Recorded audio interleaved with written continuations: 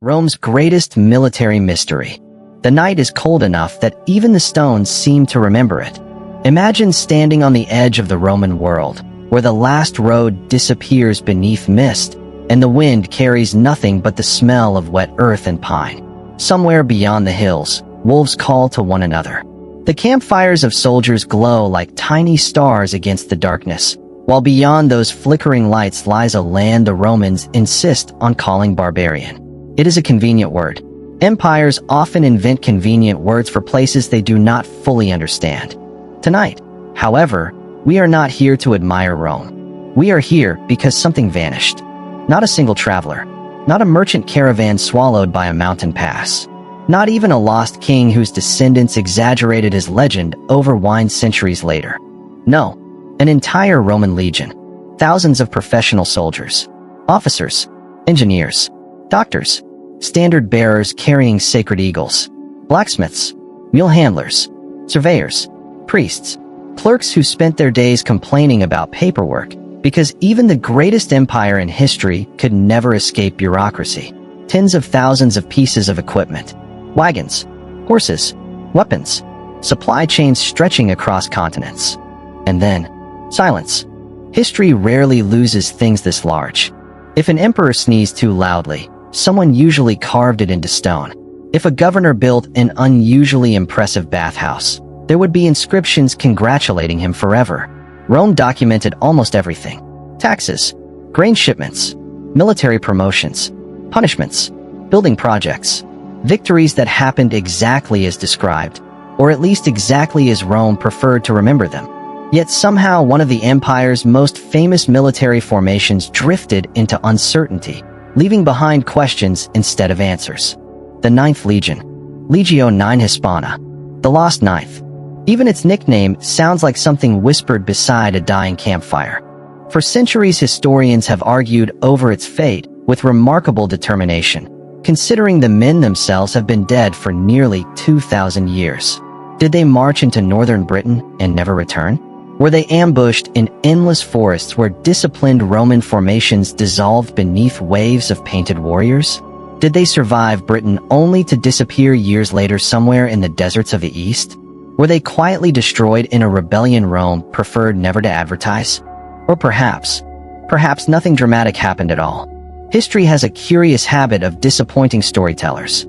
Sometimes mysteries exist not because terrible things occurred, but because records disappeared, buildings collapsed, libraries burned, and exhausted clerks simply stopped writing names on official documents. But where would the fun be in ending the story after 5 minutes? Instead, let us travel backward. Far backward. Long before anyone would wonder what happened to the Ninth, before Britain became a Roman province, before Hadrian imagined his famous wall, before emperors wore purple silk while pretending they had earned absolute power through modesty. Our journey begins in a republic that no longer knows how to remain a republic. Rome is growing too quickly.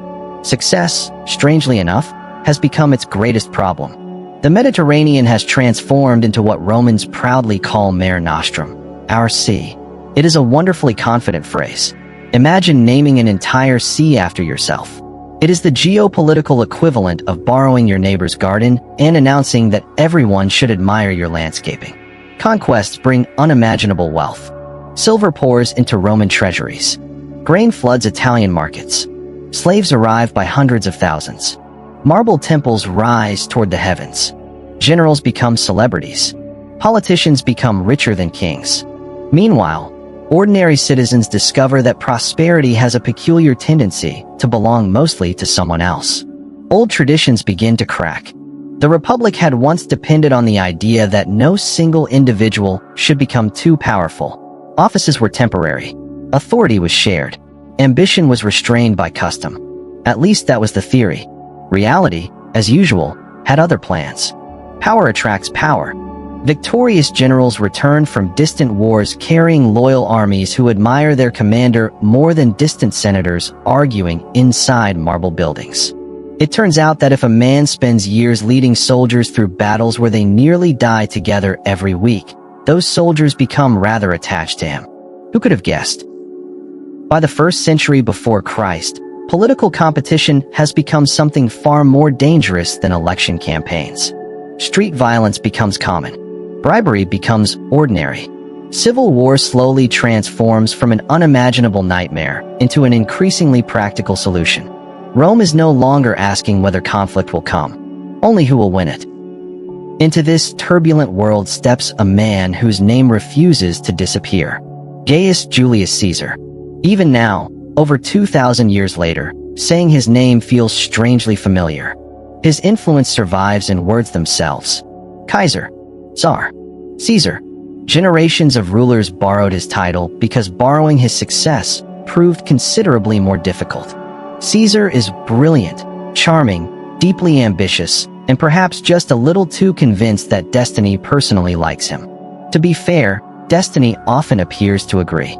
He conquers Gaul, crosses impossible rivers, builds bridges that astonish engineers, invades Britain almost as a demonstration that oceans should not tell Romans where to stop. He writes about his own victories with suspicious elegance. It is one of history's earliest examples of controlling the narrative. If you write the history book yourself, remarkably few embarrassing moments survive.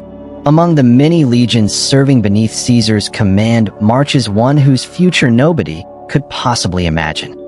The ninth, Legio IX. Already experienced, already respected, already accumulating the traditions that would eventually become legend.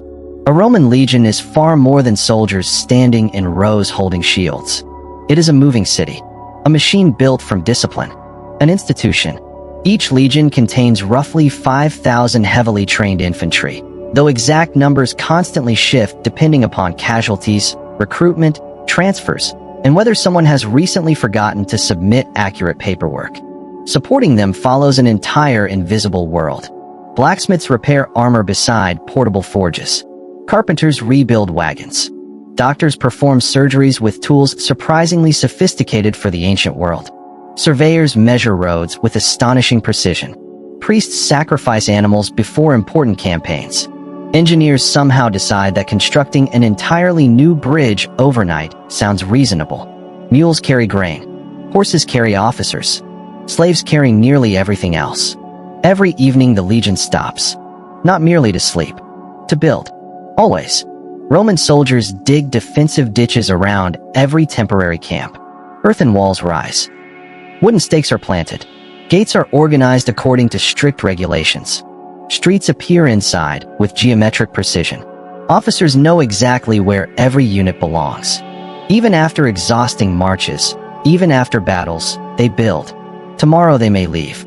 Tonight the camp must resemble a fortress, because tomorrow's enemy does not politely announce appointments. This relentless routine makes Roman armies terrifying. Their strength lies not merely in courage. Many cultures possess courage. Rome industrializes discipline. Every movement has procedure. Every command has precedent. Every mistake has punishment. Individual heroics matter less than collective reliability. A soldier does not fight for personal glory alone. He fights because everyone beside him expects him to hold formation. Breaking ranks endangers everyone. Staying together keeps everyone alive. Usually, as Caesar's campaigns continue, the ninth earns distinction through endurance. Gaul is no easy conquest. Its forests stretch endlessly. Its rivers become barriers. Its tribes unite, divide, betray, resist, surrender, and rebel with exhausting frequency. Roman victories rarely arrive effortlessly. Ancient warfare is muddy, confusing, slow, terrifying. Forget perfectly choreographed movie battles. Imagine shouting you cannot hear over thousands of other voices. Imagine slipping in wet grass while wearing heavy armor. Imagine arrows appearing from fog. Imagine wondering whether the man beside you will still be alive by sunset. This is the reality experienced by the ninth. March after march, campaign after campaign, year after year, they become veterans. Their shields accumulate dents. Their helmets acquire scratches. Their sandals wear thin across hundreds of miles. They bury friends, recruit replacements, continue marching. History often remembers emperors. Statues honor generals. Coins display rulers' faces. But empires are actually carried on sore feet. Anonymous soldiers build roads they will never use again. They raise forts they may abandon next season. They fight battles whose names disappear even when their consequences reshape continents. The ninth is one among many legions. Yet every famous military unit begins exactly this way. Not as legend, simply as ordinary people trying to survive extraordinary circumstances. The evenings are perhaps the strangest moments. After drills end, after fortifications are complete, after meals of coarse bread, salted meat, and watered wine, the soldiers gather around fires. Some gamble, some sharpen blades that probably no longer require sharpening. Others repair sandals. Letters are written to families hundreds of miles away. Conversations drift toward home. Someone always exaggerates a recent victory. Someone else insists the story grows larger every week. Laughter echoes across camps. Arguments begin over dice games. A veteran complains that recruits have become soft. The recruits quietly observe that the veteran complains about absolutely everything. Some traditions never change. Above them stretches the same sky we know tonight. The same stars. The same moon. Perhaps one young legionary stares upward wondering where life will eventually carry him. Perhaps he imagines retirement on a quiet farm. Perhaps he dreams of promotion. Perhaps he simply hopes tomorrow involves less marching. None of them know they belong to a formation future generations will call lost. There is something strangely moving about that. History grants no advance warning. Nobody wakes one morning announcing, "Today we begin becoming a mystery." Life simply unfolds. One ordinary day follows another, until suddenly later generations discover gaps where certainty should have existed. For now, however, the ninth remains very much alive. Its standards fly proudly. Its eagle gleams beneath sunlight. Its officers issue orders with practiced confidence. Its soldiers trust the machine they serve. Rome itself still believes expansion has no meaningful limits. There is always another frontier, another rebellion, another victory waiting somewhere beyond the horizon. And far away, across a narrow gray sea, an island waits. Cold, rain-soaked, covered in forests, wrapped in mist. A place that Roman writers describe as distant enough to feel almost mythical. Britannia, the island that would test Rome's confidence more than anyone expected. The island where the story of the Ninth Legion would slowly become one of history's greatest unanswered questions. But that mystery still belongs to the future. For now, the ships have not yet sailed. The forests remain untouched. The northern winds continue blowing across hills where no Roman road yet exists. The silence has not yet begun. And somewhere in the flickering firelight, a legion sleeps peacefully, unaware that 2,000 years later, people around the world will still whisper its name, wondering where the road finally ended. A republic dies, an empire is born. Morning comes slowly across the Roman world, not with dramatic fanfare, but with the familiar sounds that have awakened generations before. Roosters complain about the sunrise as if personally offended by it. Bakers begin kneading dough long before first light. Donkeys groan beneath impossible loads of grain. Somewhere, a blacksmith is already striking iron, each ringing blow echoing through narrow streets polished smooth by centuries of footsteps. Rome never truly sleeps. Even in darkness, the city breathes. If you were standing on one of its 7 hills before dawn, you would smell charcoal smoke drifting from hundreds of kitchens. Fresh bread mingles with sewage carried through ancient drains. Olive oil, horse sweat, damp stone after a cool night, incense rising from household shrines. It is not always pleasant, but it is unmistakably alive. Below you stretches the largest city most people on Earth will ever imagine. Perhaps 1 million people. Maybe slightly fewer. Maybe slightly more. Ancient censuses are not famous for precision. Still, no city in Western Europe will rival Rome's size again for well over 1,000 years. It is overwhelming. Crowded apartment buildings lean over impossibly narrow streets. Wealthy villas hide elegant gardens behind plain walls. Temples crowned with marble columns gleam beneath the first rays of sunlight, while beneath them thousands of ordinary laborers hurry toward another exhausting day. Children chase stray dogs through alleys. Merchants argue over fish prices. Lawyers rehearse speeches they hope sound more convincing than truthful. Politicians smile at people they secretly despise. Some things, it seems, are timeless. Far away from this restless capital, the Ninth Legion prepares for another campaign. Its soldiers probably know very little about the political storms gathering back in Rome. That is one curious feature of ancient armies. They often marched for months without hearing reliable news. Rumors traveled faster than official messages, and they were usually wrong. One week an emperor might supposedly be dead.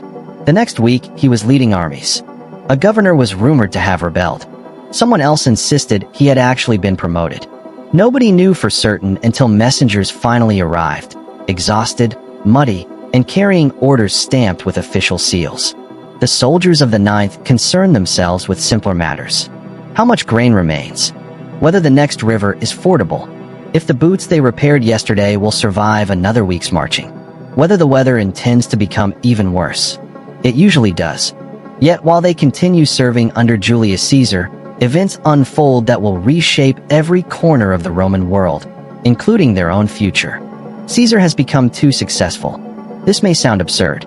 Success is generally considered desirable. Unless, of course, your success frightens everyone sharing power with you. The Senate watches Caesar with growing unease. He commands veteran legions fiercely loyal to him. He has conquered enormous territories. His popularity among ordinary Romans continues growing.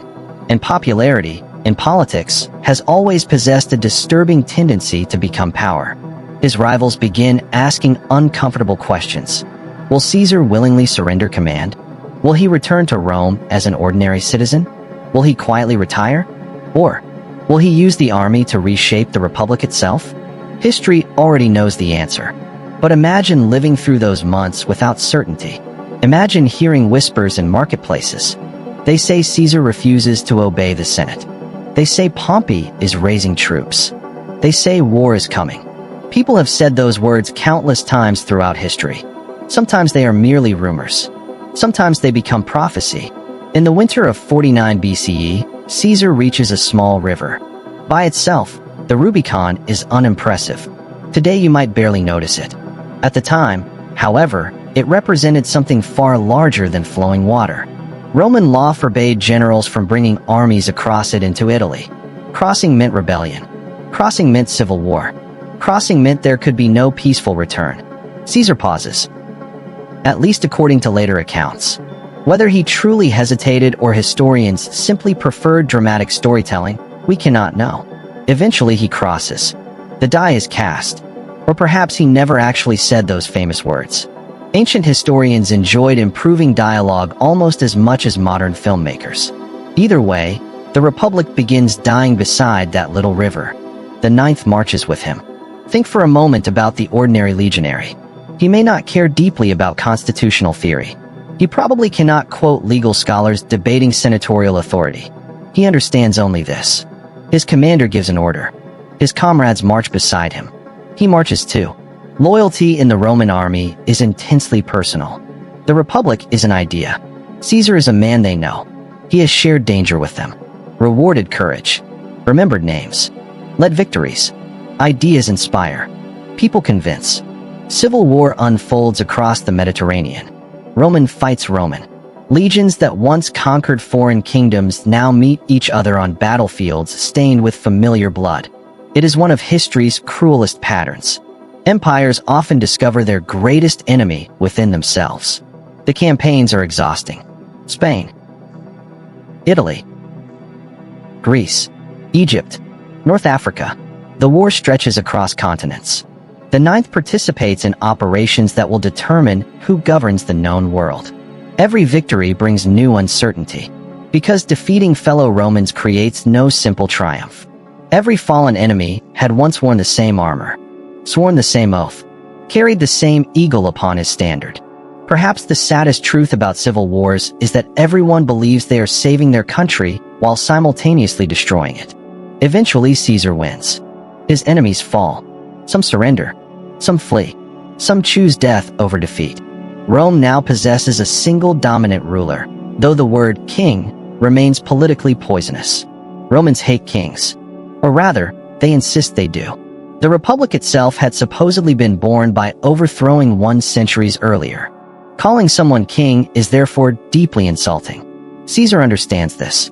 He accepts extraordinary powers: permanent dictatorship, control over legislation, military authority, religious leadership. He accumulates offices until separating the Republic from Caesar becomes almost impossible. Officially, Rome remains a republic. Unofficially, well, if one man controls nearly everything, labels begin feeling somewhat optimistic. Not everyone approves. Some senators convince themselves that assassination will rescue liberty. It is remarkable how often intelligent people believe murder will simplify politics. History repeatedly suggests otherwise. On the Ides of March, 44 BCE, Caesar enters the theater of Pompey.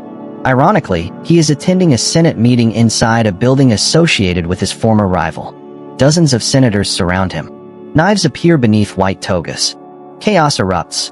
Caesar falls beneath 23 wounds.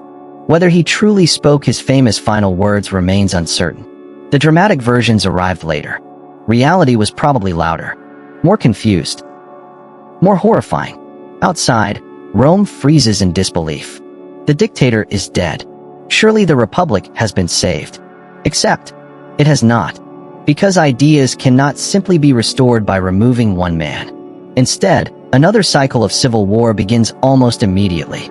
Mark Antony, Octavian, Lepidus, Brutus, Cassius. Names collide once again across maps stretching from Italy to Egypt. The ninth continues marching. One commander dies. Another assumes authority.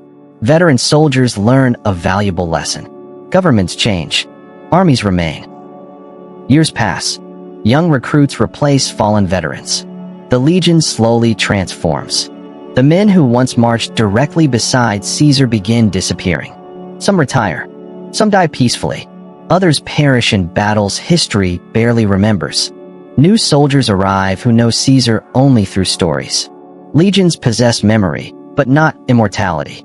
Every generation inherits traditions from the last. The eagle remains. The standards remain. The discipline remains. Faces change.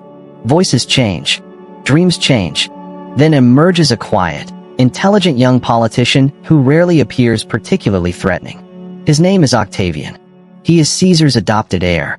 At first glance, he seems an unlikely conqueror. He is not especially imposing. He lacks Caesar's legendary charisma. Many older politicians dismiss him. That proves unwise. Octavian possesses something even more dangerous than charisma: patience. He studies people, builds alliances, waits, smiles, then eliminates rivals one by one. By the time anyone fully appreciates his ambition, it is already too late. The final struggle comes against Mark Antony and Cleopatra. Their defeat at the Battle of Actium changes everything. Egypt falls. Antony dies. Cleopatra follows. Rome becomes master of the Mediterranean without meaningful competition. Octavian returns home victorious. The Senate showers him with honors. Eventually they grant him a new title: Augustus, the revered one. He accepts. Unlike Caesar, Augustus understands appearances. He avoids looking like a king. Instead, he insists he is merely restoring order. Just another humble servant of the Republic, who also happens to command every legion, control foreign policy, appoint governors, oversee finances, direct religion, and possess authority exceeding everyone else's combined. Politics has always appreciated creative branding. Yet Augustus succeeds where Caesar failed. He creates stability. The civil wars finally end. Roads become safer. Trade expands. Cities flourish. Frontiers solidify. Peace, at least by Roman standards, settles across much of the empire. This new age receives a famous name: the Pax Romana, the Roman peace. Peace, naturally, enforced by approximately 300,000 armed soldiers stationed across 3 continents. Still, compared to the previous decades, it genuinely feels peaceful. The ninth now serves not a republic, but an empire. Official terminology may dance around the truth. Reality does not. The Roman army changes as well. Augustus professionalizes it. Military service becomes a long-term career. Training grows even more standardized. Pay improves. Retirement benefits become formalized. Veterans receive land after completing decades of service. For many poor young men, joining a legion becomes one of the best opportunities available. The work is unimaginably difficult. The risks enormous. The rewards, however, are real.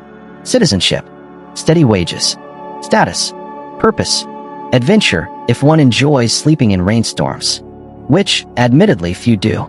Across the empire, new forts rise beside rivers. Stone roads connect distant provinces. Watchtowers overlook valleys where no Roman had walked a generation earlier. Surveyors measure landscapes with mathematical precision. Engineers construct bridges that astonish local populations. Roman influence spreads not merely through conquest, but through infrastructure. Roads become arteries. Legions become blood flowing through them. Among those legions, the Ninth develops its own identity. Years of campaigning have forged an experienced unit. Its officers inherit tactical knowledge accumulated over generations. Its veterans teach recruits exactly how to lock shields, maintain formation, and survive battles long enough to complain about them afterward. Because complaining, surprisingly enough, is one of humanity's oldest survival mechanisms. Night falls again somewhere along the frontier. The camp is orderly. The ditch freshly dug. The fires burn low. Rain taps softly against leather tents. A sentry stands watch beyond the gate, spear planted beside him, eyes searching darkness where forests whisper beyond the torchlight.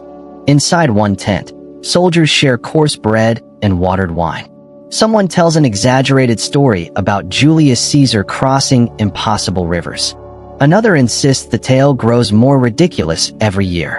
An older veteran quietly smiles. He remembers. He was there. Or perhaps he only wishes he had been. Memory and legend have always enjoyed each other's company. None of these men can yet imagine where destiny intends to carry them. Far beyond Gaul. Far beyond Italy. Beyond the familiar provinces that now seem comfortably Roman. There lies an island where rain falls more often than sunshine. A place whose tribes refuse to surrender quietly. A frontier where forests swallow roads, where mist conceals entire armies, and where Rome's confidence will be tested against a landscape itself. The Emperor Augustus dreams of expanding Roman order to every horizon. His successors will inherit those dreams. Some dreams become monuments. Others become graves. And somewhere in that uncertain future, the Ninth Legion is waiting. Not yet lost. Not yet legendary. Simply marching onward, one steady footstep after another, toward a mystery that neither they nor Rome can yet see waiting beyond the mist. The legion that refused to die. There is something strangely comforting about the rhythm of a Roman march. Not because it is easy. It most certainly is not. But because after enough miles, enough aching muscles, enough mornings that begin before sunrise and enough evenings that end with another freshly dug ditch, life settles into a pattern so predictable that even hardship becomes familiar. The soldiers of the Ninth know this rhythm by heart. Wake before dawn. Pack the camp. Check weapons. Count supplies. March. Stop. March again. Stop only long enough to eat bread that has become harder than yesterday's, cheese that has somehow survived another week, and salted meat that tastes faintly of smoke and determination. Then march again. Every step echoes with thousands of others. 5,000 men moving almost as one. The steady clatter of iron hobnails striking stone roads becomes its own strange music. The creak of leather harnesses. The snorting of mules. The occasional curse when someone's pack shifts awkwardly. The barked command of a centurion correcting a recruit whose shield hangs just slightly too low. These sounds travel across valleys long before the legion itself comes into view. To the people living beyond Rome's frontiers, the approach of a Roman army is not merely seen. It is heard. It is felt. The earth itself seems to announce their arrival. Each legionary carries far more than most people imagine. Modern historians estimate that a Roman soldier often marched with somewhere between 30 and 40 kilograms of equipment. Armor, helmet, shield, sword, daggers, spears, cooking utensils, entrenching tools, food, water, extra clothing, personal belongings, wooden stakes for camp fortifications. Yes, even after carrying all that weight for 20 miles, he is still expected to dig a defensive ditch before dinner. Roman military planners had a wonderfully optimistic opinion of human endurance. Somehow, remarkably, it worked. The legion becomes famous not because every individual soldier is extraordinary, but because ordinary men accomplish extraordinary things together. Training never truly ends. Even veterans continue practicing. Wooden swords heavier than real ones build strength. Shield drills continue until muscles burn. Marches become longer. Obstacle courses become harder. Swimming is encouraged whenever rivers allow it.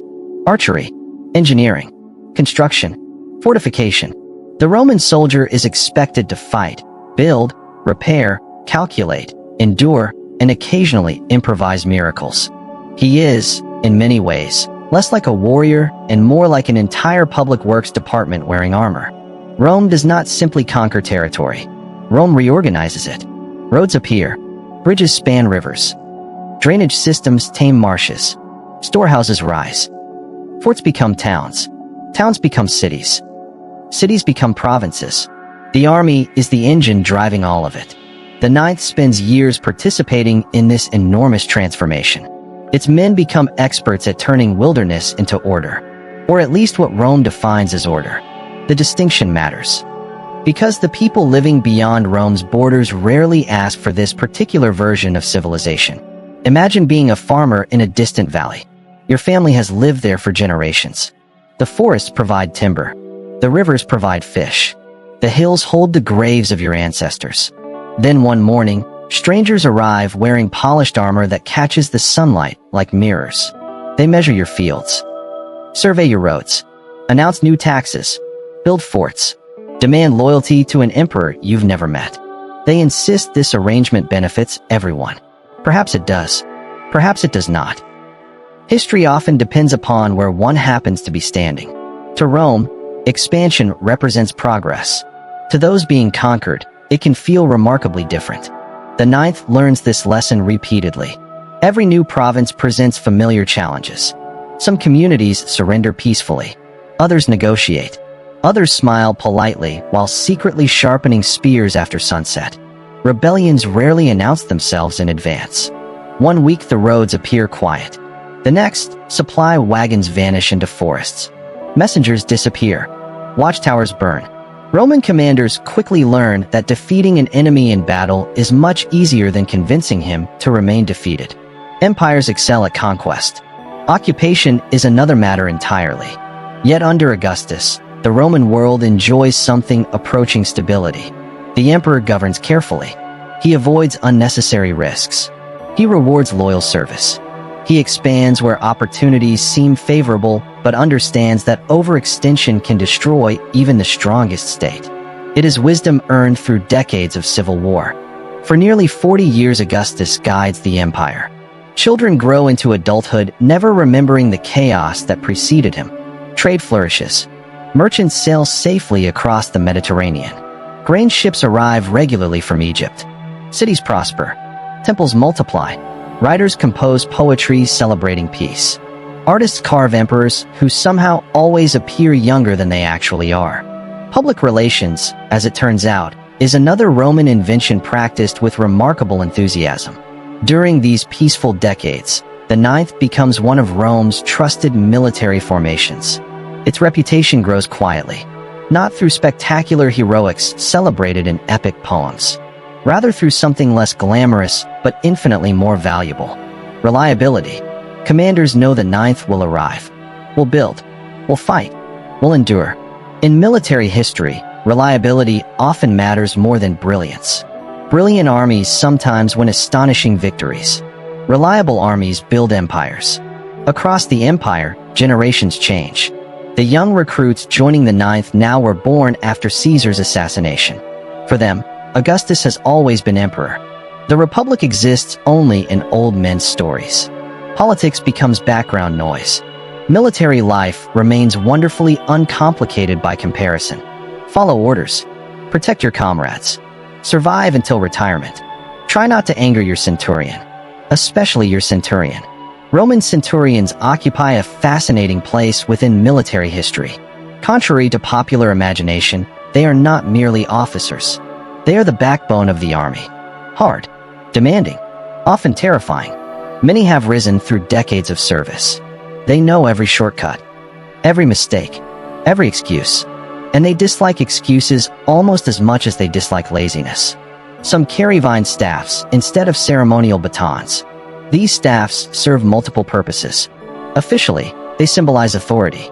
Unofficially, they also provide a convenient method for reminding inattentive soldiers to pay attention. Discipline is immediate, sometimes painful, always memorable. Yet many legionaries admire their centurions deeply, because strict discipline keeps formations intact, and intact formations keep soldiers alive. There is comfort in competence, even when that competence occasionally shouts at you before sunrise. At night, after another day's march, conversations drift toward the future. Retirement, a small farm, marriage, children, perhaps a vineyard if fortune smiles kindly. Some dream of returning home. Others no longer know where home truly is. A recruit from northern Italy may spend 25 years serving in Gaul, Germany, or Spain. By retirement, the frontier has become more familiar than his birthplace. Identity changes.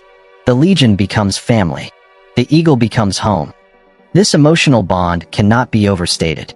Roman standards are sacred. The eagle carried by each legion represents far more than decoration. Losing it is considered one of the greatest possible disgraces. Recovering a lost eagle becomes a matter of national honor. Soldiers swear oaths before these standards.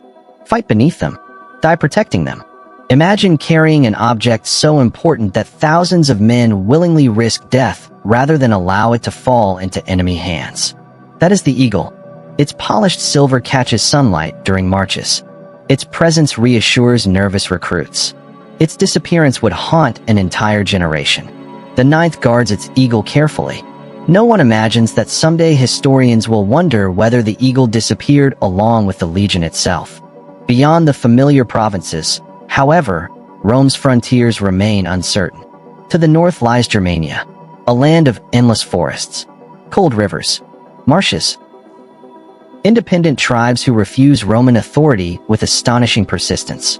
Roman commanders believe Germania can eventually become another province.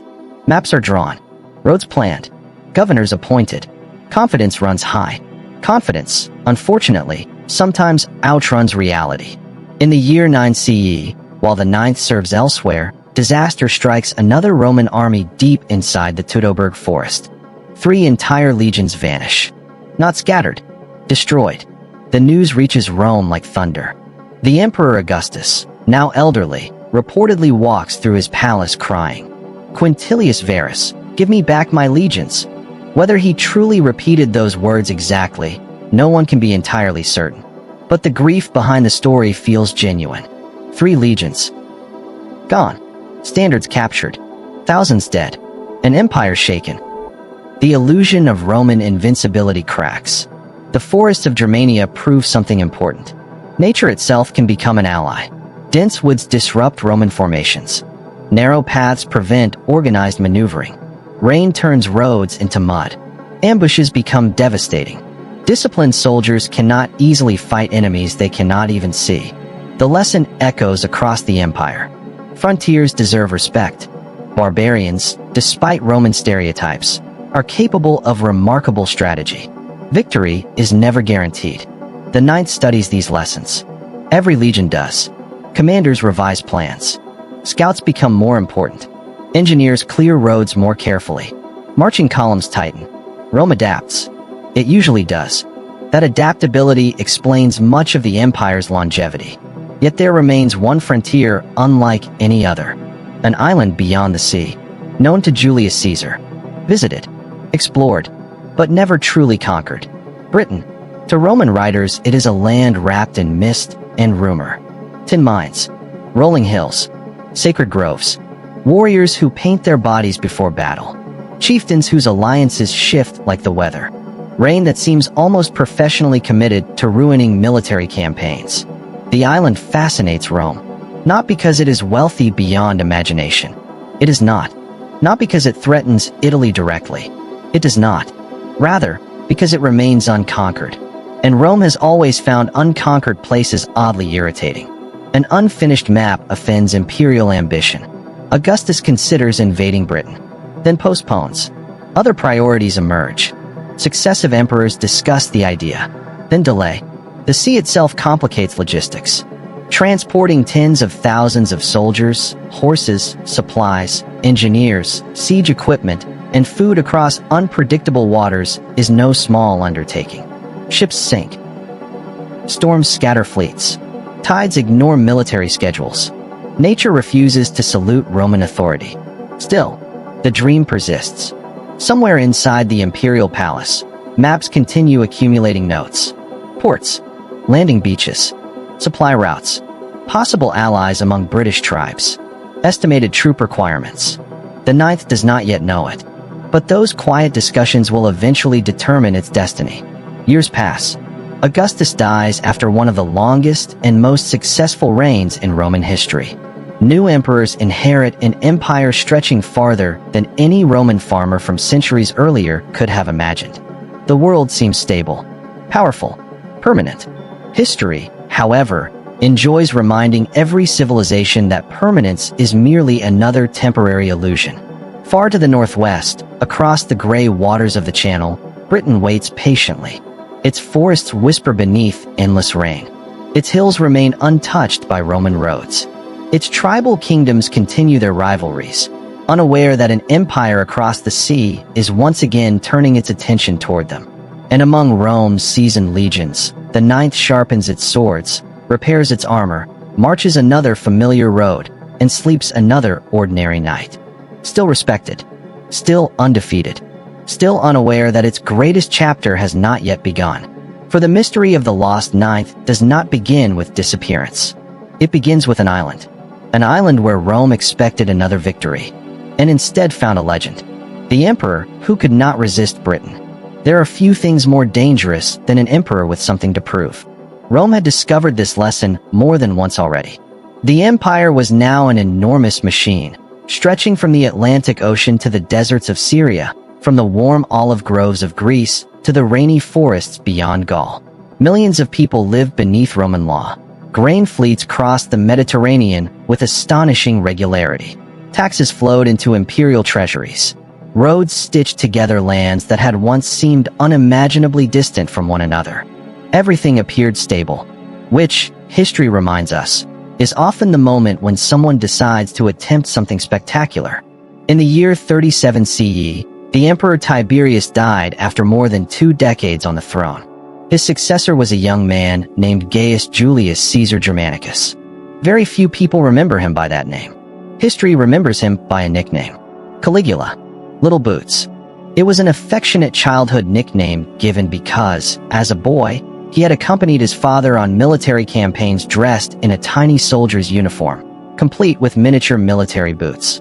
It sounds charming. It also feels oddly inappropriate for a man who would later become one of Rome's most infamous rulers. Whether Caligula was truly as mad as later historians claimed remains a subject of debate. Ancient writers adored scandal almost as much as modern tabloids. Stories accumulated quickly. He supposedly declared himself a living god. He allegedly planned absurd building projects. One tale insists he intended to appoint his favorite horse as a consul. Did that actually happen? Probably not.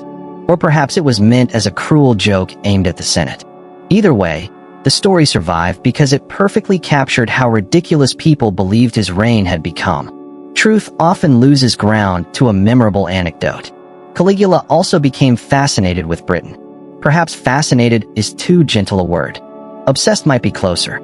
Julius Caesar had landed there nearly a century earlier, but those expeditions were more demonstrations of Roman reach than genuine conquest. Britain remained outside imperial control. For an ambitious emperor eager to outshine his predecessors, the island glittered like an unfinished sentence. He assembled troops. Ships gathered along the coast of Gaul. Supplies were prepared. Veteran legions waited for orders. Perhaps even the Ninth, stationed elsewhere in the empire, heard rumors drifting through military camps. The emperor is finally invading Britain. At last. It is about time. Then, nothing happened. Or rather, something very strange happened. According to the ancient historian Suetonius, Caligula ordered his soldiers to line up on the beach facing the sea. The waves rolled toward them. Gulls circled overhead. The channel stretched toward Britain beneath a gray sky. Surely the invasion would begin. Instead, Caligula supposedly commanded his soldiers to collect seashells. Seashells, as trophies from Neptune, the god of the sea. Now, this story is almost certainly exaggerated. Roman historians who despised Caligula delighted in portraying him as hopelessly insane. Reality was likely more complicated. Perhaps the campaign was cancelled because of poor weather. Perhaps political problems erupted elsewhere. Perhaps logistical difficulties made the invasion impossible. Ancient historians often preferred theatrical explanations to practical ones. Collecting seashells certainly makes for a better story than the supply chain experienced unexpected delays. Still, the invasion never happened. Britain remained unconquered. Caligula's reign ended only 4 years after it began. He was assassinated by members of his own imperial guard. This had become something of an unfortunate Roman tradition. One moment you ruled the greatest empire on earth. The next moment your own bodyguards decided your career had reached its natural conclusion. Power in Rome was magnificent. It was also alarmingly temporary. After Caligula's death, confusion swept through the palace. Soldiers searched for surviving members of the imperial family. According to tradition, they found Caligula's uncle hiding behind a curtain. Imagine that moment. An aging scholar, frightened, uncertain whether he was about to be executed. Instead being informed that he was now emperor. His name was Claudius. Few expected much from him. He had spent most of his life underestimated. He limped. He stammered. He had been dismissed by many aristocrats as awkward, bookish, and physically unimpressive. In Roman politics, appearance often mattered almost as much as ability. Claudius lacked the commanding image people expected. Fortunately for Rome, appearances can be wonderfully misleading. Behind the hesitant speech stood a remarkably intelligent administrator. Claudius understood history. He understood government. Most importantly, he understood that becoming emperor through the support of the Praetorian Guard left one important problem. Legitimacy. He needed a great achievement. Something undeniable. Something that would silence critics. Something Julius Caesar himself had never fully accomplished. Britain, the island, had become more than territory. It had become prestige. Conquering Britain would prove that Claudius deserved the throne. Preparations began in earnest. Unlike Caligula's uncertain adventure, this invasion would be carefully organized. Ships were constructed. Supply depots expanded. Experienced officers selected. Thousands upon thousands of soldiers assembled. Among them stood some of Rome's finest legions. Veterans whose discipline had been forged over decades. Men who had survived campaigns in Germany, Gaul, Spain, and the Balkans. The Ninth would soon join them. Imagine the atmosphere inside the camps. Armor polished until it reflected the morning sun. Weapons inspected repeatedly. Carpenters repairing wagons. Engineers measuring timber for bridges not yet built. Blacksmiths working late into the night. Horses restless beneath unfamiliar sea air. Everyone understood this would not be another routine border patrol. Crossing the sea felt different. Ancient people respected oceans. Even experienced soldiers often feared them. Storms ignored rank. Waves cared little for military discipline. A perfectly trained legion could accomplish very little if its transport ship decided to sink halfway across the channel. Roman fleets prepared carefully. Hundreds of vessels gathered. Transport ships, warships, supply barges, animal carriers.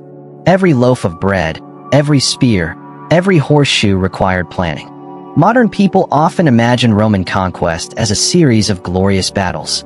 In reality, conquest usually depended upon logistics. An army marches on food long before it marches on courage. Without supplies, bravery becomes remarkably short-lived. The invasion force likely numbered around 40,000 men. Perhaps more. Perhaps slightly fewer. Ancient figures vary.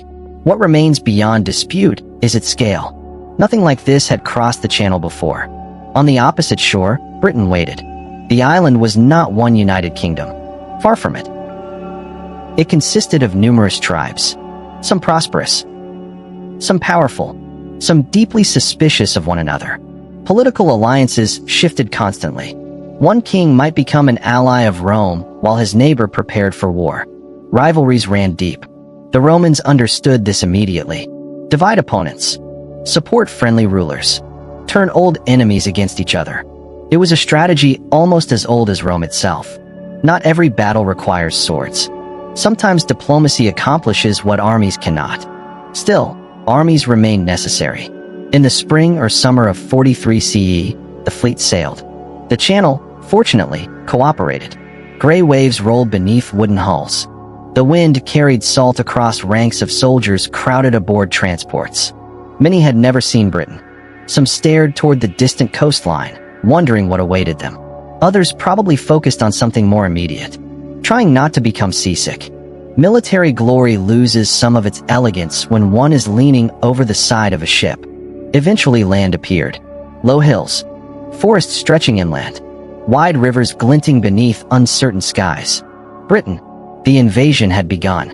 Resistance came quickly. British warriors gathered to oppose the landings. They fought fiercely, but Rome excelled at organized warfare. Legions advanced methodically. Engineers built bridges. Archers covered crossings. Cavalry pursued retreating forces. Roman discipline slowly overcame local resistance. Battle followed battle. Roads extended inland. Temporary camps became permanent forts. The familiar rhythm returned. March. Build. Fight. Repeat. The Ninth adapted quickly. Veteran soldiers understood frontier warfare. Rain. Mud. Cold mornings. Dense forests. None of these were entirely unfamiliar. Yet Britain possessed a character unlike anywhere else. The weather changed constantly. Morning sunshine vanished beneath afternoon clouds. Thick fog drifted across valleys with startling speed. Marshes swallowed careless travelers. Ancient forests muffled sound until entire units could disappear among towering trees. To Roman soldiers accustomed to Mediterranean landscapes, Britain felt wonderfully strange. The island seemed alive. Not merely inhabited. Alive. Every river appeared sacred to someone. Every hill possessed its own story. Every grove whispered old beliefs older than Rome itself. The local people knew the land intimately. Hidden paths, river crossings, high ground, places where ambushes could flourish. The Romans learned quickly to respect local knowledge. They also learned that conquering Britain would require more than winning one great battle. It would demand years, perhaps decades, perhaps generations. Claudius himself eventually arrived to claim symbolic credit for victory. Conveniently, much of the hardest fighting had already been completed. Emperors have occasionally displayed remarkable instincts for arriving just after danger has passed. He entered captured territory in triumph, accepted the surrender of British leaders, returned to Rome celebrated as the conqueror of Britain. A magnificent triumph followed. Crowds cheered. Monuments commemorated success. Coins proclaimed victory across the empire. Back in Britain, however, the real work was only beginning. Because winning an invasion is one thing. Holding an island determined to remain free is something entirely different. The Ninth dug its camps, raised its forts, patrolled unfamiliar roads, watched endless rain fall upon distant hills. Many soldiers believed they were helping build another permanent Roman province. Most probably expected eventually to retire there. Some would. Many would not. The island had accepted Rome's arrival.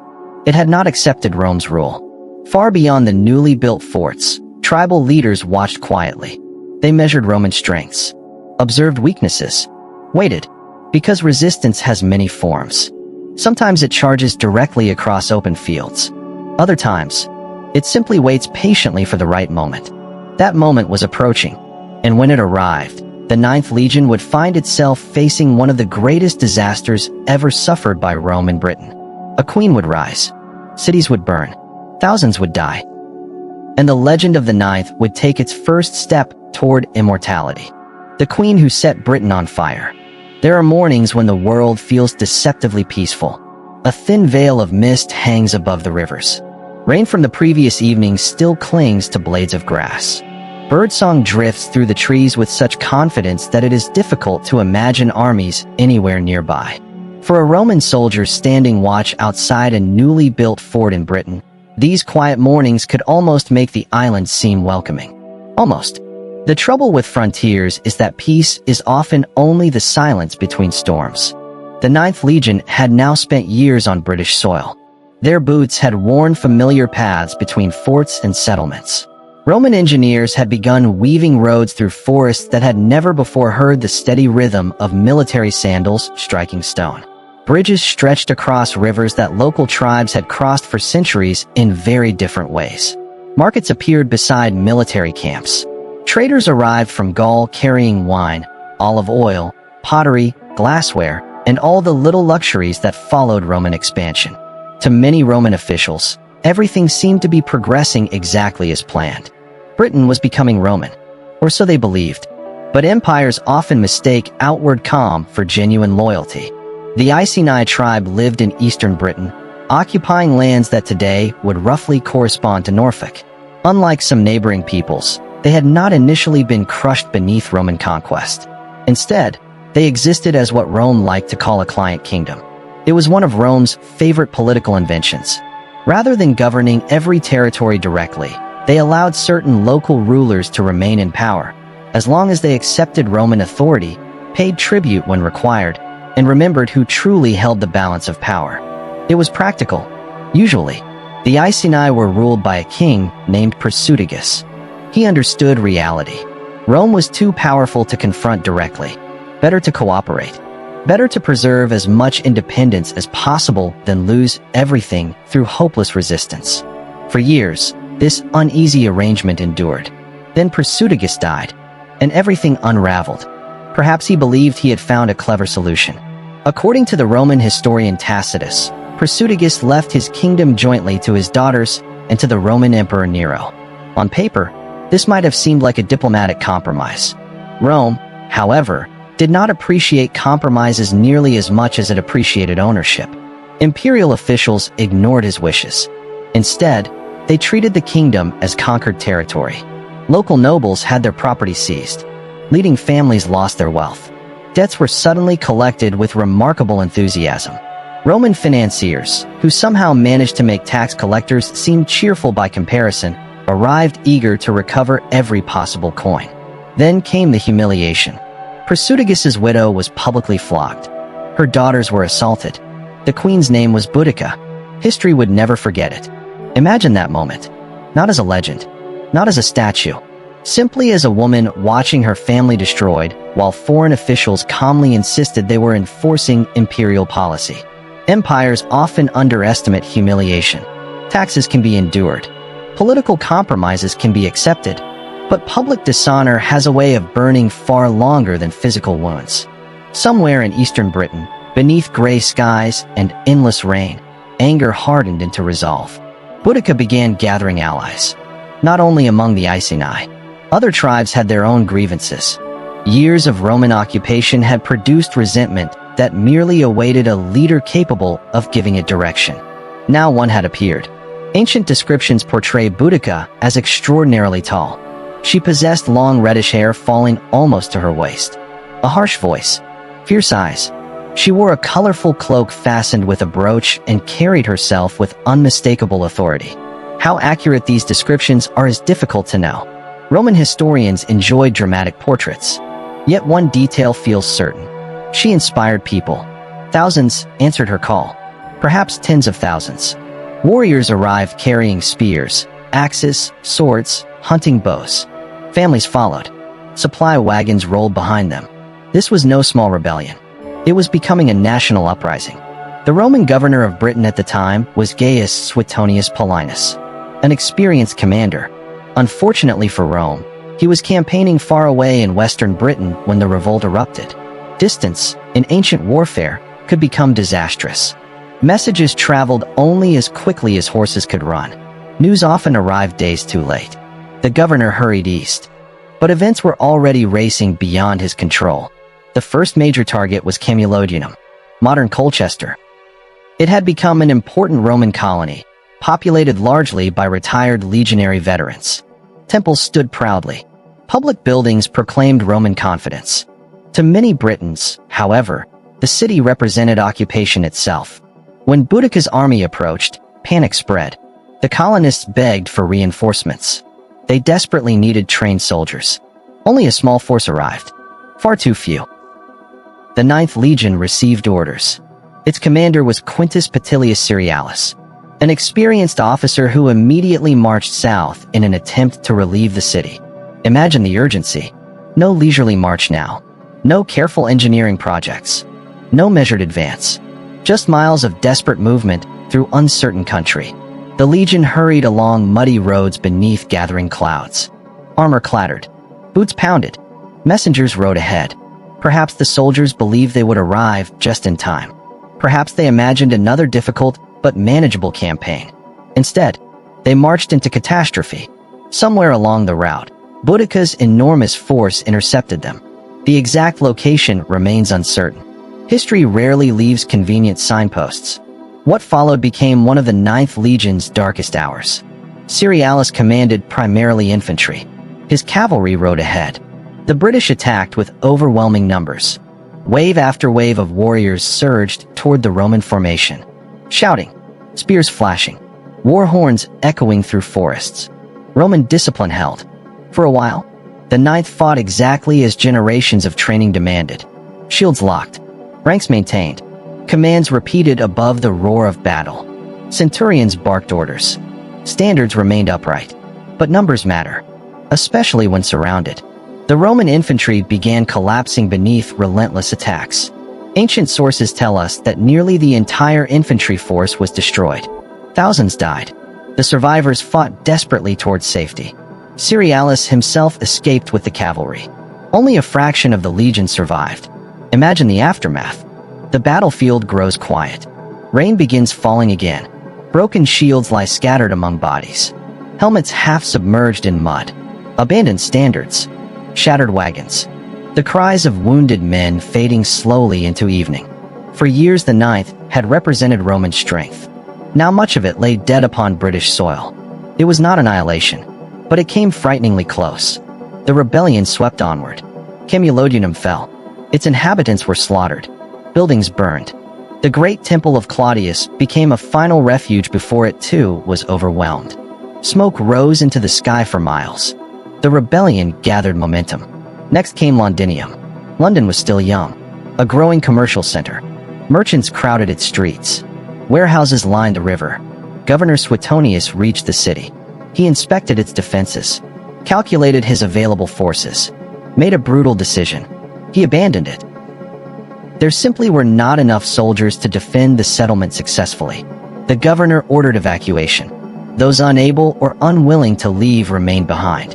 When Boudica arrived, Londinium was consumed by fire. Archaeologists have uncovered the evidence nearly 2,000 years later. A distinct layer of red ash still marks the destruction. One terrible day preserved beneath centuries of rebuilding. From Londinium, the rebellion moved toward Verulamium, modern St. Albans, another prosperous Roman settlement, another city reduced to ruins. Ancient historians claim that around 70,000 Roman citizens and allies were killed during the uprising. That figure may be exaggerated. Ancient casualty estimates often grow impressively with time. Yet even if the true number were considerably lower, the devastation remained extraordinary. Rome had suffered one of its greatest defeats in Britain. The empire trembled. Back in Rome, Emperor Nero reportedly considered abandoning Britain altogether. Imagine that. After years of invasion, enormous expense, thousands of lives, Rome nearly gave up. It is a reminder that history often hangs upon decisions made in moments of uncertainty. The Ninth Legion, what remained of it retreated, broken, bloodied, humiliated, its proud ranks shattered, its veterans scattered, its confidence wounded almost as deeply as its casualties. Many military formations throughout history would never recover from such losses. Some disappear entirely. Others are quietly dissolved. Their names fade from official records. The Ninth did something different. It endured. Fresh recruits arrived from the continent. Veterans from other legions filled empty ranks. Equipment was replaced. Officers promoted. The eagle still flew. Scarred, but unbroken. There is something deeply human about that resilience. Organizations, like people, are not defined solely by their greatest victories. Sometimes they are defined by whether they stand up again after unimaginable defeat. The Ninth stood again. But neither the Legion nor Britain would ever be quite the same. For somewhere beyond the smoke of burning cities, Governor Suetonius was gathering every soldier he could find. The time for retreat had ended. One final battle would decide whether Britain remained Roman, or whether Rome's greatest overseas conquest would vanish beneath the flames. And the ninth, battered though it was, would witness the moment when the fate of an empire balanced on the edge of a single battlefield. The day Rome nearly lost Britain. If you had wandered through southern Britain in the late summer of 60 or perhaps early 61 CE, depending on which ancient calendar you trust, and ancient historians rarely make life easy, you would have noticed something unsettling. The roads were quiet. Too quiet. Roman milestones still stood beside carefully engineered highways, but many travelers had disappeared. Villages emptied as frightened families gathered what little they could carry. Smoke drifted across distant hills where towns had once bustled with merchants and craftsmen. Fields of ripening grain remained unharvested, abandoned to birds and bad weather. Even the wind seemed to carry bad news. Somewhere to the east, entire cities had become blackened ruins. Somewhere to the west, Roman soldiers marched as quickly as exhaustion allowed. Between them lay an island holding its breath. Governor Gaius Suetonius Paulinus understood the situation with painful clarity. He did not have enough men, not even close. A Roman governor usually expected reinforcements from neighboring provinces in times of crisis. Britain, unfortunately, was an island. Everything took longer. Every messenger, every shipment, every replacement soldier. Distance itself had become another enemy. Yet Suetonius possessed something almost as valuable as numbers. He had veterans. The 14th Legion, detachments from the 20th Legion, auxiliary troops recruited from across the empire. Fragments of the battered 9th had survived, though they were no longer capable of forming the solid fighting force they had once been. Some historians believe survivors of the 9th joined the governor's final army. Others remain cautious. The ancient sources are frustratingly vague. This uncertainty will become a familiar companion throughout the story of the 9th Legion. History leaves footprints, rarely complete maps. Meanwhile, Boudica's army continued growing. Success attracts followers. Every Roman defeat encouraged new tribes to join the uprising. Warriors arrived carrying family heirlooms polished for battle. Young men eager for glory marched beside aging veterans who remembered freedom before Rome. Women traveled with wagons filled with food, children, possessions, and hope. Because this was not simply an army. It was a movement. A people convinced that history had offered them one brief chance to reclaim their island. Ancient writers claimed Boudica commanded over 100,000 warriors. Perhaps 200,000. Modern historians smile politely at such numbers. Ancient casualty figures and army sizes often expanded with every retelling. Still, there is little doubt that her force vastly outnumbered the Romans. Perhaps 2 to 1. Perhaps 3. Enough that any sensible commander would feel deeply uncomfortable. Suetonius searched desperately for favorable ground. He finally found it. The exact location remains unknown. Another mystery. Somewhere along a narrow valley or defile, backed by dense woodland. The position offered several advantages. The forest protected the Roman rear. Narrow approaches prevented the Britons from surrounding the smaller Roman army. The open ground ahead forced attackers into a confined space where Roman discipline could matter more than sheer numbers. It was, in military terms, almost perfect, assuming they could hold. The governor arranged his men carefully. Heavy infantry formed the center. Auxiliaries supported the flanks. Cavalry waited for the decisive moment. Everything depended upon timing. Everything depended upon discipline. The Roman soldiers stood quietly. Many had witnessed the destruction of Camulodunum. Many had seen Londinium burning. Some had friends buried beneath those smoking ruins. The survivors of the 9th carried another burden. Memory. They remembered their own devastating defeat. They remembered comrades who had fallen beneath overwhelming numbers. Today, they would face those numbers again. Only this time, retreat could mean the end of Roman Britain. Across the field, Boudica addressed her followers. Tacitus records a speech. As always with ancient historians, the exact words almost certainly belong more to the historian than to the speaker. Nevertheless, the spirit feels believable. She reminded them of Roman cruelty, of the humiliation inflicted upon her family. of confiscated lands, of lost freedom. She declared that victory or death awaited them. No surrender, no compromise, only liberation. The warriors answered with thunderous cheers. Nearby stood the wagons, hundreds of them. Families had gathered to witness what they expected would become a glorious victory. Children watched. Elders waited. They believed they were about to witness the end of Roman rule in Britain. History, unfortunately, rarely consults spectators before changing direction. The battle began, not with a great charge. With missiles, Roman javelins flew first. The famous pilum. Designed with frightening intelligence. Its long iron shank bent upon impact, making it difficult to remove and impossible to throw back effectively. Enemy shields became heavy and awkward. Warriors often abandoned them entirely. The first wave staggered. Before they could recover, another volley struck. Then the Roman advance began. Slow, measured, relentless. No wild shouting. No reckless charge. Simply thousands of disciplined soldiers moving forward together. Shield against shield. Step after steady step. The legionaries formed wedges. Their short swords flashed. Unlike longer blades, Roman gladii excelled in close combat. Quick thrusts, minimal movement, maximum efficiency. The narrow battlefield compressed the attackers. Those behind continued pushing forward. Those in front struggled to maneuver. The very size of Boudica's army became a disadvantage. Too many warriors. Too little space. The Romans advanced methodically. Every centurion shouted commands. Every soldier trusted the shield beside him. Years of training now justified themselves. Across the battlefield, British courage never faltered. They fought fiercely. Again and again they charged. Again and again Roman discipline absorbed the assault. Then came the cavalry. Waiting patiently until exactly the right moment, the mounted troops swept around the flanks. The British formation began collapsing. Panic spread. Retreat became impossible.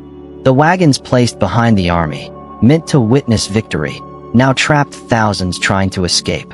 Chaos replaced confidence. Ancient accounts described terrible slaughter.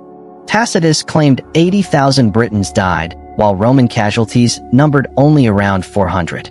These figures almost certainly exaggerate the imbalance. Ancient historians love dramatic contrasts. Yet there is little doubt the Roman victory was overwhelming. Boudica escaped. For a brief time. Soon afterward, she disappeared from history. Some sources say she poisoned herself rather than face capture. Others suggest illness carried her away. No one knows. No confirmed grave has ever been found. She simply vanishes into the mist of history, becoming something larger than a queen. A symbol. The rebellion ended. Rome retained Britain. But victory came at tremendous cost. Entire settlements required rebuilding. Military garrisons expanded.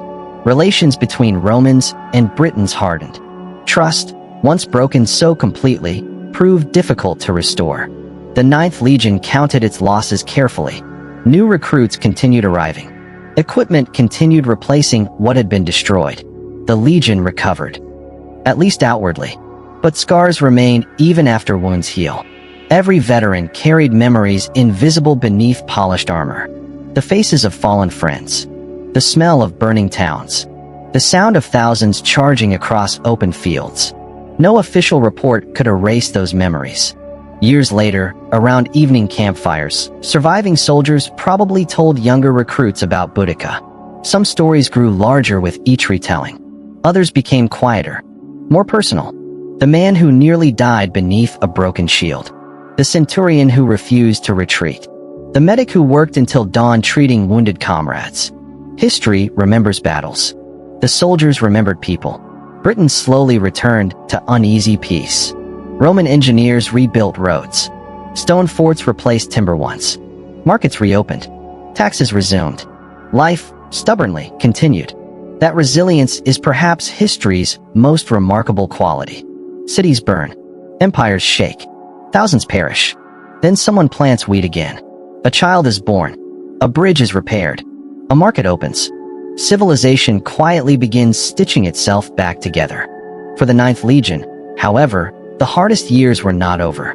Far to the north lay lands Rome barely controlled. Beyond the rivers. Beyond the new forts. Beyond the edge of comfortable maps. There, Beneath darker skies and colder winds, waited tribes who had watched Rome survive Boudica's rebellion with careful attention. They learned. They adapted. And unlike the rebels of the south, they possessed one advantage no Roman engineer could easily overcome: distance. Mountains, forests, endless rain. The north remained wild. Rome would march there eventually. Because, of course it would. Empires have an almost irresistible urge to discover what lies just beyond the next hill. The ninth would be among those chosen to go. And somewhere in those northern landscapes, where the mist lingers long after sunrise, and every valley seems capable of hiding an army, the first whispers of the legion's ultimate mystery would begin to take shape. Into the north, where the maps grew empty. If Rome had possessed a habit it simply could not break, it was this. Every frontier looked temporary. No matter how far the empire stretched, there was always another river that seemed worth crossing, another mountain range that appeared climbable, another kingdom that looked suspiciously unconquered. Perhaps it was confidence. Perhaps ambition. Perhaps simple curiosity wrapped in military discipline. Or perhaps empires, much like curious cats, are forever convinced that whatever lies just beyond the next hill must surely belong to them. Britain was no exception. After Boudica's rebellion had been crushed, the southern half of the island slowly settled into an uneasy peace. Roman officials rebuilt cities from blackened foundations. Londinium rose again, this time with stronger walls and greater determination. Merchants returned. Tax collectors returned even faster. New villas appeared across the countryside, their tiled roofs standing in curious contrast to older roundhouses nearby. Life resumed, at least on the surface. But if you followed the Roman roads northward, mile after mile, the landscape gradually changed. The fields became rougher, the forests thicker, the villages smaller. The weather, well, the weather became even more determined to remind everyone that Britain was not Italy. The Romans had discovered that rain in Britain possessed remarkable endurance. It could drizzle for hours, or days. Sometimes it seemed to exist purely out of professional commitment. A veteran transferred from Syria or Egypt must have wondered what crime he had committed against the gods to deserve such endless dampness. The Ninth Legion now found itself stationed farther north than ever before. Its men repaired forts, escorted engineers, patrolled roads, and watched the empire slowly creep toward lands that Roman maps still colored with uncertainty. Every few weeks, scouting parties disappeared into unfamiliar country. Some returned with useful information. Others returned with arrows lodged in their shields. A few never returned at all. The tribes beyond Roman control were different from those farther south. There was no single king to negotiate with, no central authority to defeat. Instead, there existed a mosaic of fiercely independent peoples. Brigantes, Selgovi, Votadini, and farther north still, the peoples later known collectively as the Caledonians. The Romans often grouped them together under convenient labels. Reality was considerably messier. Each tribe possessed its own leaders, its own rivalries, its own customs, its own memories.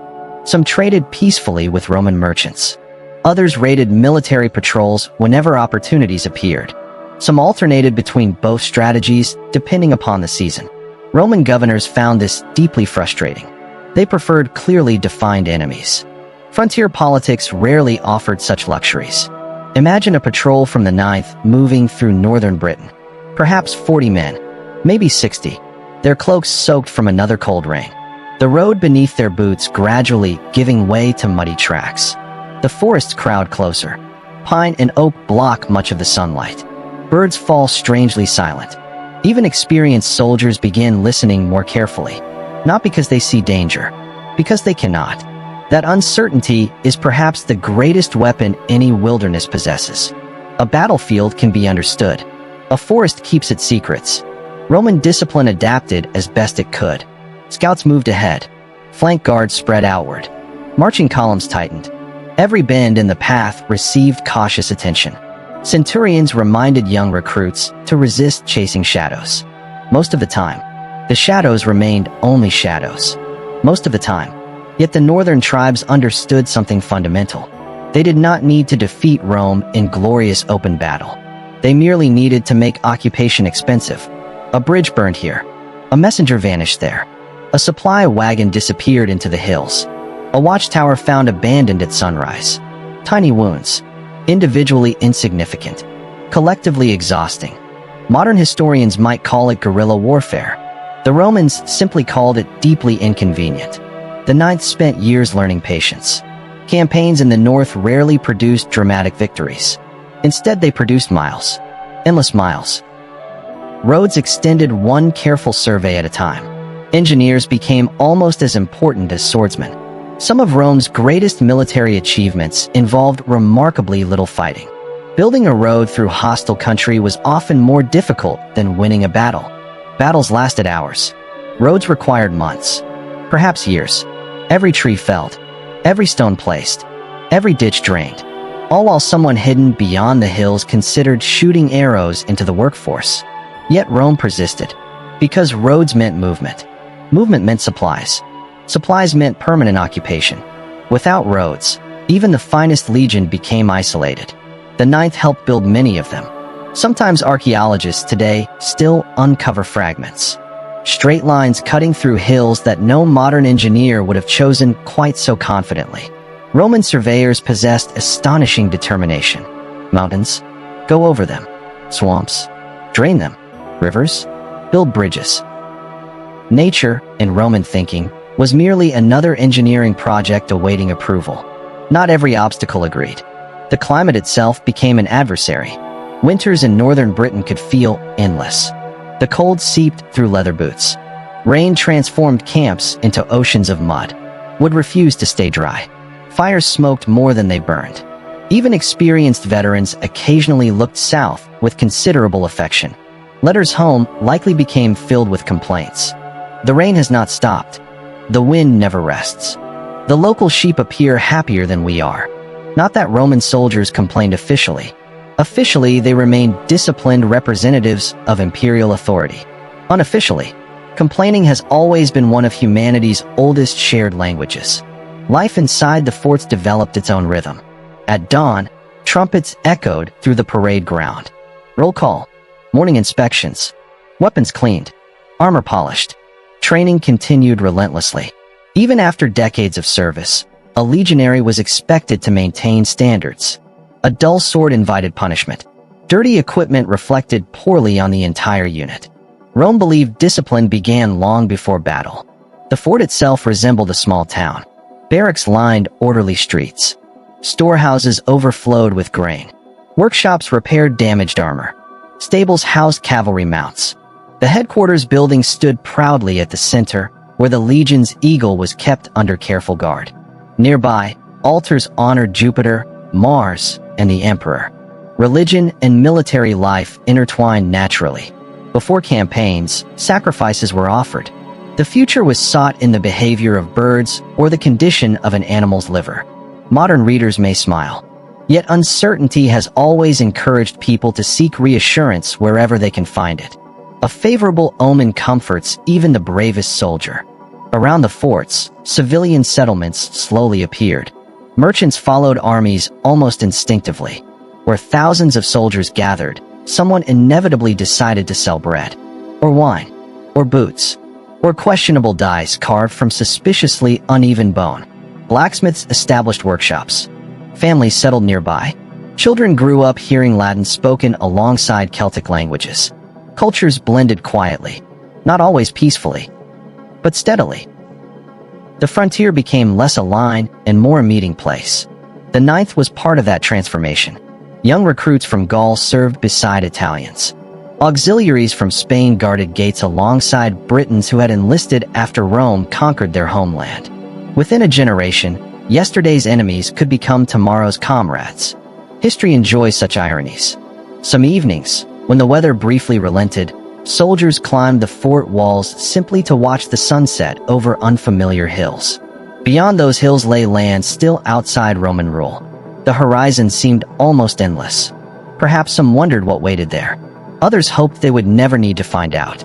Unfortunately, emperors possessed rather different opinions. In Rome, a new generation of rulers inherited the empire. Some governed wisely, others less so. Yet one idea remained remarkably consistent. Britain should be secured. Entirely. If trouble came from the north, then the answer seemed obvious. March farther north. Build more forts. Construct more roads. Repeat until there was nowhere left to march. It sounded sensible inside marble palaces thousands of miles away. It felt considerably less straightforward while standing ankle-deep in freezing mud. Still, orders arrived. The frontier shifted. The Ninth prepared to move again. Its standards lifted into the morning air. The silver eagle caught the pale, northern sunlight. Thousands of boots began another march toward country that appeared increasingly unwilling to welcome them.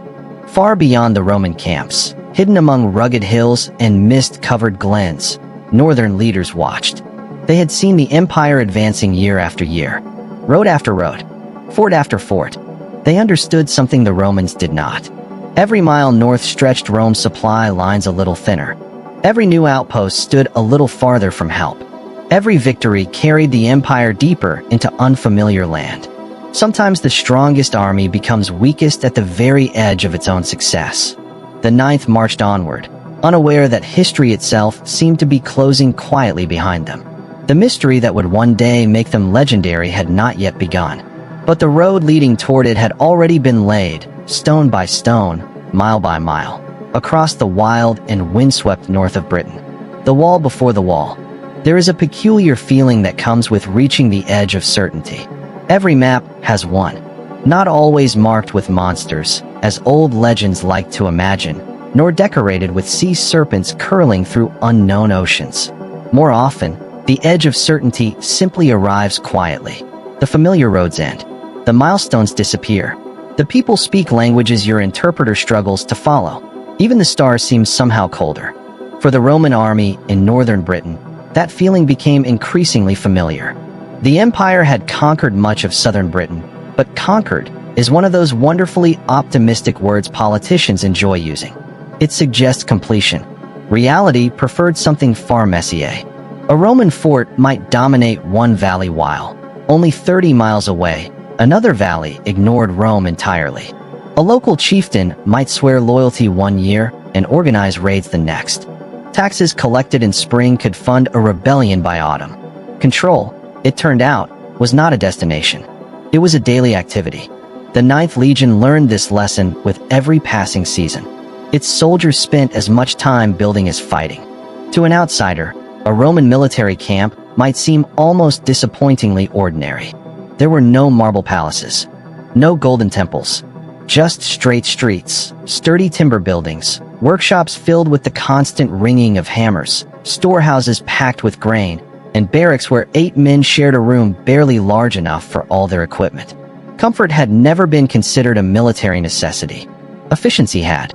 Every object had its place. Every soldier knew his responsibilities. Every morning followed the same rhythm. The trumpet sounded. The gates opened. Work began. Some men repaired armor. Others cut timber. Some escorted supply wagons. Others stood watch atop wooden towers, scanning hills that often appeared empty. Only appeared. The tribes of northern Britain possessed remarkable patience. Unlike Rome, they did not need to defend roads or permanent cities. The landscape itself served as their fortress. Dense forests concealed movement. Rolling hills blocked distant views. Narrow valleys funneled Roman patrols into predictable routes. The weather completed the defense. Fog arrived without invitation. Rain erased tracks. Snow transformed familiar paths into puzzles. A Roman officer could study maps for months. A local hunter needed only the memory of his own childhood. Nature favored experience over organization. Still, Rome adapted. It always tried to adapt. By the late 1st century, a remarkable man arrived in Britain. His name was Gnaeus Julius Agricola. He was not merely another governor seeking glory. He was careful, intelligent, patient, which, as history repeatedly demonstrates, often proves more dangerous than recklessness. Agricola believed Britain could be fully subdued, not simply occupied, finished. It was an ambitious goal, perhaps too ambitious. Yet unlike many commanders, he combined military discipline with administrative skill. He repaired roads before demanding impossible marches. He improved supply systems before launching new campaigns. He understood that an exhausted army conquers very little. Among the legions serving under his command stood the Ninth.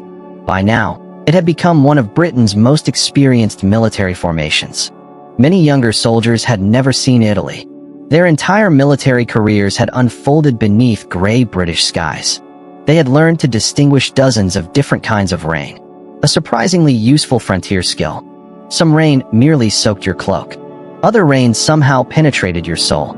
The veterans insisted there was an important difference. Agricola pushed steadily northward. Every campaign advanced a little farther.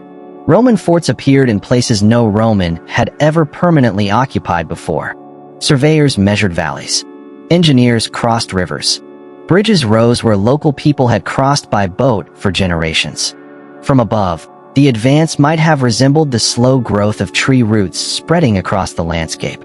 Not fast, relentless. The Ninth participated in many of these operations. They became experts at constructing temporary marching camps. Every evening, no matter how tired the soldiers were, the routine never changed. Dig the ditch, raise the rampart, plant the sharpened stakes, assign the sentries. Only then came dinner. Only then came sleep. Modern armies sometimes established temporary camps with prefabricated equipment. Roman soldiers carried much of their own security on their backs. It was exhausting. It also saved countless lives. Many surprise attacks failed because Roman camps resembled small fortresses after only a few hours' work. The enemy might approach expecting sleeping soldiers. Instead, they found walls. Discipline, once again, proved more valuable than heroics. Yet not everyone admired Roman efficiency. For the peoples of northern Britain, every new fort represented another piece of land slipping away. Every road invited more soldiers. Every bridge promised another advance. Resistance grew, not always openly. Sometimes a supply convoy vanished. Sometimes scouts failed to return. Sometimes watchfires appeared unexpectedly on distant hills. Messages, warnings, signals carried across landscapes the Romans barely understood. Agricola responded with methodical determination. He launched deeper expeditions. Some reached the highlands of modern Scotland. Others sailed along unfamiliar coasts.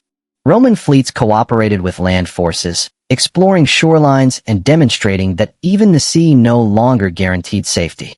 Imagine the impression upon local communities. One year strangers arrive from the south. The next year they appear from the sea as well. It must have seemed as though Rome could emerge from every horizon. Still, the farther north the legions marched, the stranger the land became. The forests thinned. Open moorlands stretched toward distant mountains. The air felt sharper. Winters longer. Villages grew smaller. Travel became slower. Supplies required greater effort. Every mile north demanded another mile back for food, equipment, reinforcements, and messages. Logistics, the quiet foundation beneath every empire, began protesting. The Ninth felt it daily. Grain wagons took longer to arrive. Replacement boots wore out before reaching the frontier. Letters from home became months old before they were delivered. A soldier might learn of his father's death half a year after the funeral. Time itself seemed stretched by distance. Around evening campfires, conversations became quieter. Some men wondered how much farther north they would be ordered. Others joked that eventually they would march off the edge of the world.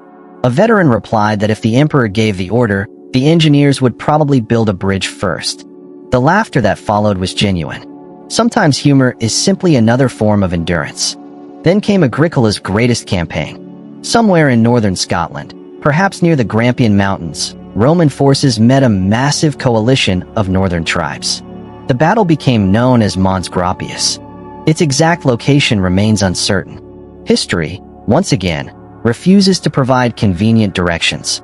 According to Tacitus, Agricola's son-in-law and principal source, the Romans achieved a spectacular victory. Thousands of Caledonians fell. Roman casualties remained remarkably low. Modern historians suspect some exaggeration. Ancient victory reports rarely emphasized one's own difficulties. Still, there is little doubt the Romans won. For a brief moment, it appeared that the conquest of all Britain stood within reach. Agricola had succeeded where others hesitated. Or so it seemed. Because military victories and political realities often travel separate roads. Back in Rome, Emperor Domitian viewed Agricola's growing fame with increasing discomfort. Successful generals occasionally attracted inconvenient popularity. The empire had learned that lesson from Julius Caesar more than a century earlier. Agricola was recalled, officially honored, unofficially removed. His northern campaigns ended. The frontier stabilized. Rome had reached farther north than ever before. Yet instead of continuing, it paused. The ninth remained. Its forts guarded the frontier. Its patrols continued. Its soldiers repaired roads that stretched into lonely landscapes where mist drifted between hills like wandering ghosts. The dream of conquering the entire island quietly faded. For now, years passed. Governors changed. Emperors came and went. The ninth continued its familiar routine. March. Build. Guard. Wait. No one yet suspected that the greatest mystery surrounding the Legion would not emerge during a glorious battle recorded by historians. It would grow silently, almost invisibly, hidden inside missing records, broken inscriptions, forgotten orders, the kind of disappearance that no one notices immediately, which, perhaps, is the most unsettling kind of disappearance of all. For somewhere beyond the northern frontier, forces were gathering that Rome did not fully understand. Not one great army, not one famous king, something quieter, something more persistent.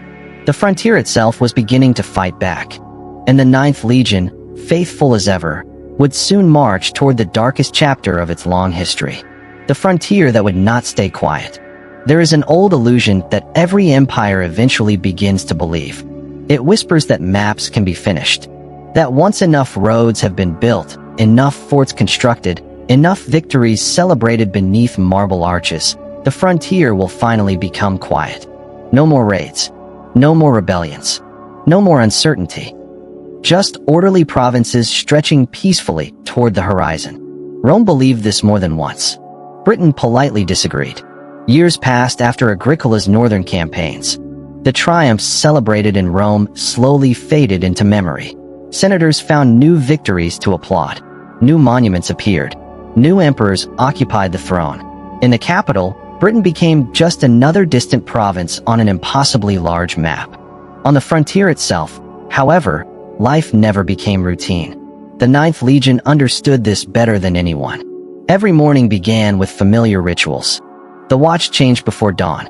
Trumpets echoed across the fort. Breakfast consisted of coarse bread, perhaps a little porridge, maybe smoked bacon if supplies had recently arrived. The blacksmith's hammer began ringing almost immediately. Leatherworkers repaired sandals worn thin by endless patrols. Armorers inspected damaged mail. Stable boys cursed horses that seemed determined to kick anyone offering assistance.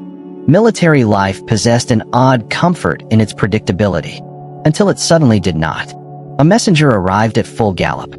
A signal fire appeared upon a distant hill. A patrol failed to return. Everything changed. Northern Britain had become a place where certainty rarely survived for long. Roman patrols pushed farther into territory that official maps still rendered imperfectly. The landscape itself resisted organization. Unlike the straight agricultural fields of southern Britain, the north unfolded as a maze of valleys, rivers, forests, rocky ridges, and bogs capable of swallowing wagons whole. Roman engineers could build astonishing roads. They could not flatten an entire country. Sometimes the Ninth marched through valleys where the morning fog refused to lift until midday. Visibility shrank to only a few yards. Helmets dripped with moisture. Every sound echoed strangely. A snapping branch somewhere beyond the mist caused dozens of soldiers to grip their spears a little tighter. Perhaps it was only a deer. Perhaps. Ancient soldiers quickly learned never to assume. The tribes watching the frontier had also learned. Direct confrontation with disciplined Roman formations remained dangerous. But isolated patrols, supply convoys, construction crews, those offered opportunities. Hit. Disappear. Wait. Strike again somewhere else. The Roman response rarely changed. Send reinforcements. Build another fort. Extend another road. Increase patrols. On paper, it sounded sensible. In practice, every additional fort required another garrison. Every new road demanded maintenance. Every supply depot needed guards. The empire slowly committed more and more resources simply to defend what it had already conquered. It was rather like trying to keep every candle burning during a windstorm. The farther north Rome reached, the stronger the wind seemed to become. Among the officers of the Ninth served men whose fathers had fought Boudica. Some even remembered the rebellion themselves. Gray now touched their hair. Scars crossed their hands. Experience had taught them patience. Young recruits often imagined glorious battles. Veterans knew that survival usually depended upon noticing small details. Fresh footprints crossing yesterday's road. Smoke rising where no village should exist. Birds suddenly abandoning a forest. The frontier spoke quietly. Those who listened carefully often lived longer. Life inside the forts continued despite constant uncertainty. Children played outside civilian settlements that had grown beside military camps. Many had fathers from Italy and mothers from Britain. Some spoke Latin and Celtic languages with equal ease. Merchants sold imported wine beside locally brewed ale. Roman pottery appeared inside British homes. British wool warmed Roman officers during winter. Cultures blended in thousands of ordinary ways rarely mentioned by historians. Empires often leave behind architecture. They also leave behind families. On evenings when patrols returned safely, soldiers gathered around cooking fires. Stories filled the darkness. A veteran insisted he had once marched with Agricola himself. Another claimed he had seen northern warriors disappear into fog like spirits. Someone laughed. Someone else quietly crossed himself, or rather, offered a prayer to whichever god currently seemed most interested in protecting soldiers. Religious life along the frontier became wonderfully complicated. Jupiter stood beside Celtic deities. Mars shared altars with local gods whose names Roman scribes struggled to spell. Some soldiers worshipped Mithras in secret underground shrines lit only by oil lamps. Others prayed to household spirits remembered from distant villages in Spain, Gaul, or North Africa. The empire did not merely move armies. It moved beliefs. The Ninth became a tiny version of Rome itself. A mixture of languages, customs, accents, dreams, all united beneath one silver eagle. Yet beneath this outward stability, subtle changes were occurring. The emperors in Rome increasingly recognized that Britain consumed enormous resources. Maintaining legions on the island cost fortunes. Roads washed away by winter storms required rebuilding. Timber forts demanded constant repairs. Food had to travel astonishing distances.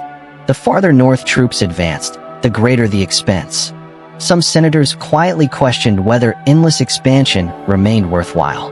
Others argued that retreat would encourage rebellion everywhere. Once an empire begins moving backward, where does it stop? It is a question every great power eventually faces. The Ninth, naturally, received no vote. Legions obeyed. Politics belonged to emperors. Around the turn of the 2nd century, another change swept across Britain. Emperor Trajan now ruled Rome. Unlike some predecessors, Trajan genuinely deserved his military reputation. He expanded the empire to its greatest territorial extent. Dacia, Arabia. Campaigns against Parthia. Victories followed victories. Rome seemed unstoppable once more. Even distant Britain felt renewed pressure. Governors sought greater security. More forts appeared. Old ones expanded. The Ninth found itself increasingly responsible for protecting the northern approaches.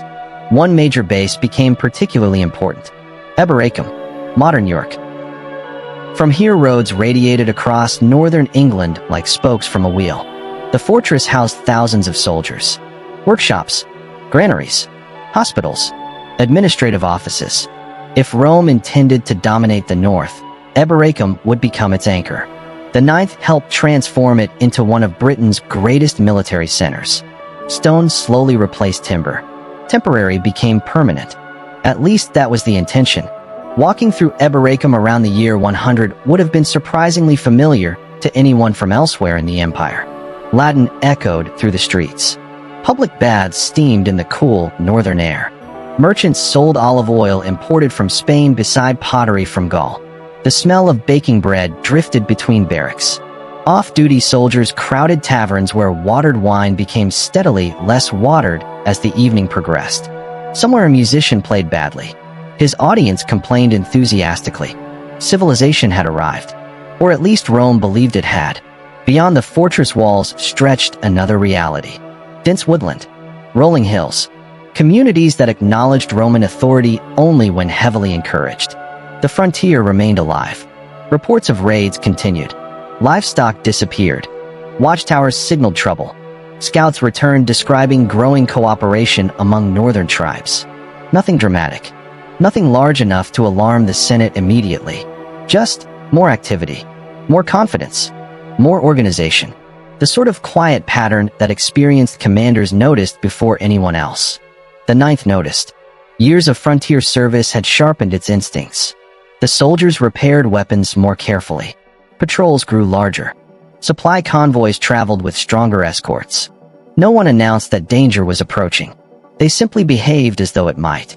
Sometimes experience whispers what evidence cannot yet prove. And somewhere beyond the Roman roads, beyond the last fortified outposts where the empire's influence began dissolving into wilderness, leaders among the northern tribes also prepared. Not for one battle. Not for one raid. For something larger. They had watched Rome build. Now they intended to watch Rome bleed. The Ninth Legion, proud veteran of Caesar, survivor of Boudica, builder of Britain's northern frontier, stood directly in the path of whatever came next. The mystery that would echo through 2,000 years of history was no longer a distant possibility. It was quietly walking toward them through the northern mist. One unseen step at a time. The silence begins. There is a moment in every mystery when nothing appears unusual. No dramatic music. No ominous prophecy. No wise old man quietly announcing that history is about to change. Life simply continues. People wake before sunrise. Bread is baked. Soldiers polish helmets. Officials stamp documents. Children chase dogs through muddy streets. Everything feels ordinary. Then, many years later, someone notices that the records simply stop. That is perhaps the most unsettling thing about the story of the Ninth Legion.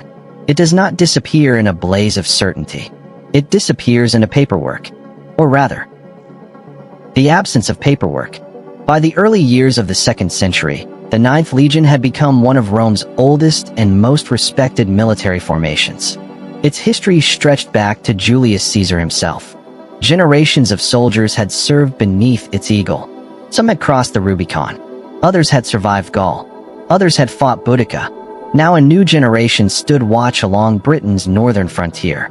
Most of them knew nothing of Caesar except stories told by aging veterans. To these younger legionaries, Britain was simply home. Not a temporary campaign. A career. Some had never even seen Rome. Imagine that for a moment.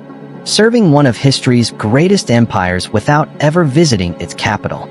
Their Rome was not marble temples or crowded forums. Their Rome was York. Stone barracks. Cold rain. Morning inspections. And endless northern winds. Around this time, Emperor Trajan died while returning from campaigns in the east.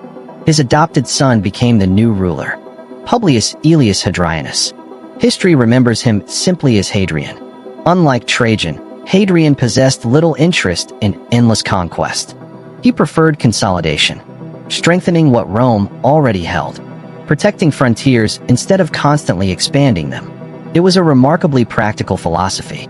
Empires, after all, eventually reach a point where every new province costs more than it returns. Hadrian understood that. But before his famous wall would rise across northern Britain, something else seems to have happened. Something large enough to leave strange echoes inside Roman records. Archaeology offers fascinating little clues. Unlike historians, archaeologists cannot interview witnesses. Instead, they interrogate the ground itself. A broken sword. A discarded sandal. A coin. A fragment of pottery. Each object whispers. None tells the entire story. Near York, inscriptions confirm that the Ninth Legion remained stationed there during the late 1st century and into the early 2nd. Its headquarters stood proudly within Eboracum. The eagle still flew. The soldiers still drilled. The workshops still produced equipment.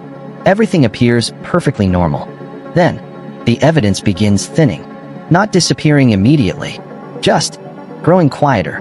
One inscription after another mentions different legions elsewhere in Britain. The 6th Legion. The 20th. The 2nd Augusta. Yet references to the 9th become increasingly rare. At first glance, this means very little. Ancient records survive by accident. Buildings collapse. Stone is reused. Wood rots. Parchment burns. Entire archives vanish because someone accidentally knocked over an oil lamp 1800 years ago. History can be surprisingly fragile. Still, patterns matter. And this pattern would later inspire one of history's greatest military mysteries. Around the year 108 CE, the Ninth dedicated a stone inscription during construction work at York. It proudly recorded its presence. This inscription still exists today. The words carved into stone feel wonderfully ordinary. The legion was doing what Roman legions always did: building, repairing, serving. No hint of catastrophe, no warning, just another official record. Then comes the silence. Imagine being a historian centuries later. You know the legion existed. You know where it served. You know it survived Boudica. You know it built at York. Then, nothing. No clear record of disbandment. No triumphant inscription celebrating retirement. No obvious account describing destruction. Just absence. It is like reading a diary where the final page has been torn away. Naturally, people begin asking questions. Perhaps the first and most dramatic possibility is also the oldest. The Ninth marched north. It never returned. The theory is seductively simple. Northern tribes unite. Roman patrols report increasing unrest. The governor dispatches the Ninth to crush another uprising. The legion advances beyond the frontier, into forests, into hills, into country where Roman roads become fewer with every mile. Somewhere, an ambush, not unlike the Teutoburg forest a century earlier, only this time in Britain. Thousands of warriors descend from surrounding hills. Supply lines collapse. Messengers die before reaching safety. One cohort becomes separated, then another. The carefully ordered Roman formation begins breaking apart. The eagle fights desperately to remain standing. Centurions rally shrinking groups of survivors. Every mile south lies farther away than yesterday. Eventually, silence. It is a compelling image. Hollywood certainly approves. Novelists adore it. Readers remember it. Unfortunately, evidence remains stubbornly incomplete. Ancient historians who usually delighted in describing Roman disasters never clearly record such an annihilation. Tacitus says nothing. Cassius Dio says nothing. No surviving account explicitly describes the destruction of the Ninth in Britain. That absence troubles many scholars. Could Rome truly lose an entire legion without anyone writing about it? Perhaps. But it seems unusual. Then again, Rome occasionally preferred not to advertise humiliating defeats. Governments have always exercised selective memory. Imagine a clerk inside an imperial archive. He receives reports describing disaster. Perhaps the emperor quietly decides these documents need not circulate widely. Perhaps copies are never made. Perhaps later fires destroy the originals. 2,000 years later, historians argue endlessly because one exhausted administrator misplaced the wrong scroll. History can hinge upon astonishingly ordinary accidents. Meanwhile, life for the ordinary legionary continued, or at least until it did not. Picture one autumn morning inside the fortress at York. Fog drifts across the parade ground. Trumpets sound. The day's assignments are announced. A cohort prepares to patrol northward. Another escorts engineers repairing a bridge. Blacksmiths continue hammering iron. The cooks complain about grain deliveries. Nothing feels extraordinary. Perhaps one soldier promises to write home next week. Perhaps another finally receives a letter from his wife in Gaul. Perhaps a veteran tells a young recruit not to worry. The North is always noisy this time of year. No one realizes they may be standing inside history's final confirmed chapter of the Ninth Legion. That thought carries a certain melancholy. People rarely recognize endings while they are living them. Only afterward do ordinary moments become precious. Archaeology adds another curious piece to the puzzle. Several bricks stamped with the mark of the Ninth have been discovered in the Netherlands, particularly at Nijmegen. This suggests that at least part of the legion served there during the early 2nd century. Does this mean the Ninth left Britain entirely? Possibly. Did the entire legion transfer? Only a detachment? The evidence refuses to answer cleanly. Every new discovery solves one question while creating two more, which, admittedly, is excellent news for historians. Slightly less satisfying for anyone hoping for certainty. As Emperor Hadrian prepared to reshape Britain's frontier forever, the Ninth Legion drifted deeper into historical shadow. Not yet forgotten, not yet legendary, simply less visible. Its eagle still existed somewhere. Its officers still received orders. Its soldiers still sharpened swords. Until, one day, they no longer appear in the surviving record. The silence had begun. But silence, as we shall soon discover, is not the same thing as disappearance. Sometimes it merely marks the place where history has misplaced its voice. And beyond that silence waits the question that has fascinated scholars, archaeologists, and dreamers for generations. Did the Ninth Legion die in Britain? Or did it survive long enough to disappear somewhere even farther away? Did the Ninth die in Britain? Night falls differently in northern Britain. It arrives quietly, not with the brilliant sunsets of the Mediterranean, where the sea catches the last golden light and the sky seems to burn for an hour before darkness finally wins. Here, the colors fade almost reluctantly. Gray becomes darker gray. The hills dissolve into shadow. The forests become black silhouettes against a sky filled with low, moving clouds. Then the wind arrives. It slips through pine branches, across open moorland, over lonely Roman watchtowers where tired sentries pull their cloaks tighter around their shoulders. Imagine standing there. Your torch flickers. Somewhere beyond the frontier, you hear movement. Perhaps it is only deer. Perhaps it is wolves. Perhaps it is something else entirely. The frontier has a peculiar way of making every sound feel important. For centuries, this landscape has encouraged one irresistible question. What if the Ninth Legion disappeared here?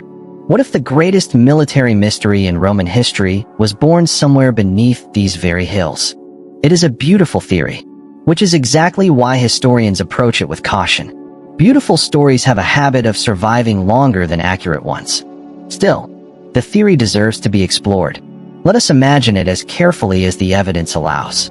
By the early 2nd century, Roman control in northern Britain remained fragile. The farther soldiers marched beyond the established forts, the more uncertain everything became. Roads grew rougher. Supply wagons struggled. Messengers traveled longer distances between secure outposts. The empire's enormous military machine, so efficient in southern provinces, became increasingly vulnerable. Every additional mile stretched the chain a little thinner. The northern tribes understood this. They did not need to conquer Rome. They merely needed to exhaust it. A destroyed bridge delayed supplies. A missing patrol spread anxiety. A successful ambush forced commanders to commit larger escorts. Little by little, the frontier became more expensive. Now imagine a serious uprising. Not a scattered raid. Not livestock theft. A coordinated rebellion involving several tribes. Roman intelligence receives troubling reports. Watchtowers signal smoke. Scouts confirm unusual gatherings beyond the frontier. The governor must respond. He cannot ignore such a threat. Doing nothing encourages further rebellion. So he orders a legion north. Perhaps the 9th. The soldiers prepare as they always have. Grain loaded onto wagons. Extra javelins distributed. The standards carried from headquarters. Priests perform sacrifices. The omens appear favorable.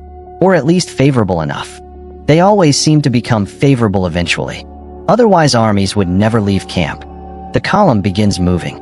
Thousands of boots strike the road. Cavalry scouts ride ahead. Engineers accompany the march. Blacksmiths travel with portable forges. Doctors organize medical equipment. Pack animals groan beneath impossible loads. Everything appears routine. The farther north they travel, however, the more familiar landmarks disappear. The forts become fewer. The roads narrower. The valley steeper. Rain falls steadily. Visibility shrinks. Messages back to York take longer. Perhaps one messenger never arrives. Then another. Communication begins fraying. This is where imagination must carefully step aside for evidence. Because we simply do not know what happened next.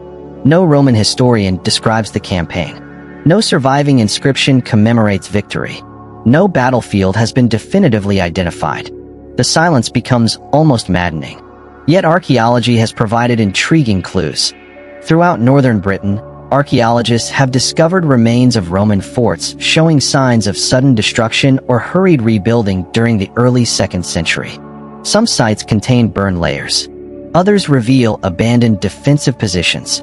Taken individually, they prove little. Together, they suggest the frontier experienced serious instability. Serious enough to concern Rome.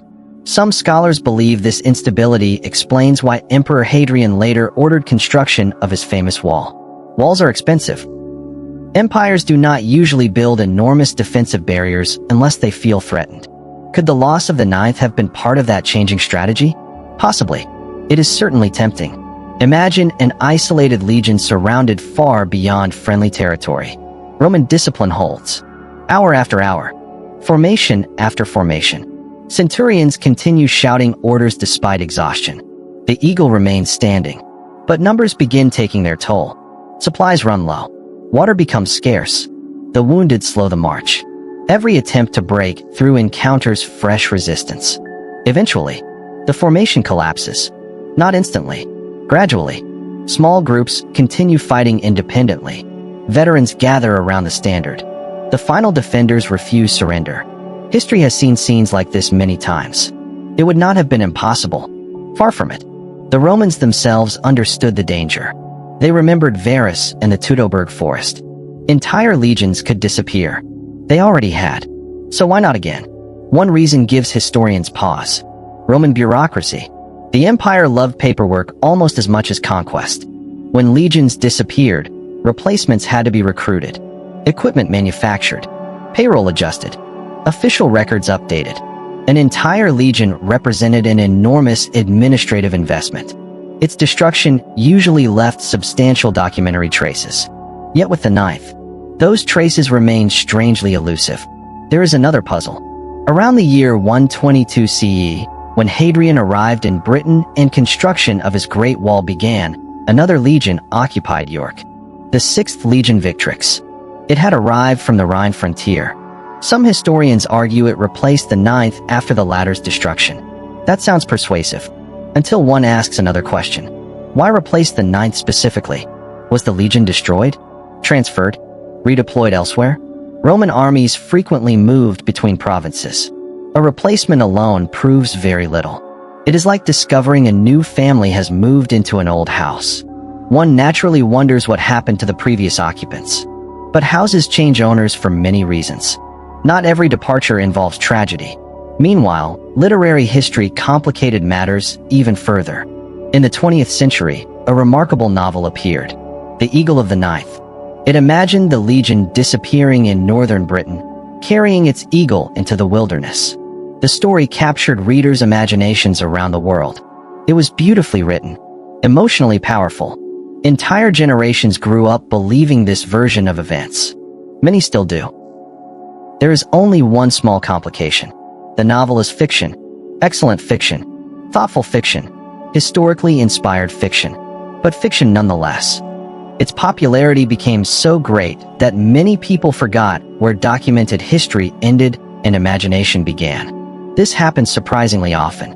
Stories possess extraordinary power. Sometimes greater power than evidence. Yet perhaps that tells us something important. People want mysteries to have endings. We dislike uncertainty. Our minds naturally assemble fragments into complete pictures. Historians, unfortunately, spend much of their lives carefully taking those pictures apart again.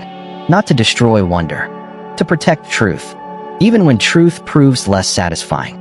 Still, standing tonight upon those northern hills, watching mist drift across ancient valleys, one can understand why the legend refuses to disappear. The landscape encourages imagination. Every ruined fort invites questions. Every broken Roman tile recovered from wet soil whispers of forgotten lives. Somewhere beneath these fields lie men whose names no longer survive. Some belong to the Ninth, others to different legions. All once believed tomorrow would arrive exactly as planned. Few imagined that 2,000 years later strangers would still wonder about their final march. If the Ninth truly died here, Britain keeps the secret well. Its forests have regrown. Its rivers continue flowing. Its hills remain wonderfully indifferent to human ambition. Nature rarely preserves our explanations. Only our bones. And even those eventually disappear. But another possibility waits beyond Britain. One that carries the Ninth far from rainy frontiers into entirely different landscapes. Far from mist. far from pine forests, far from York.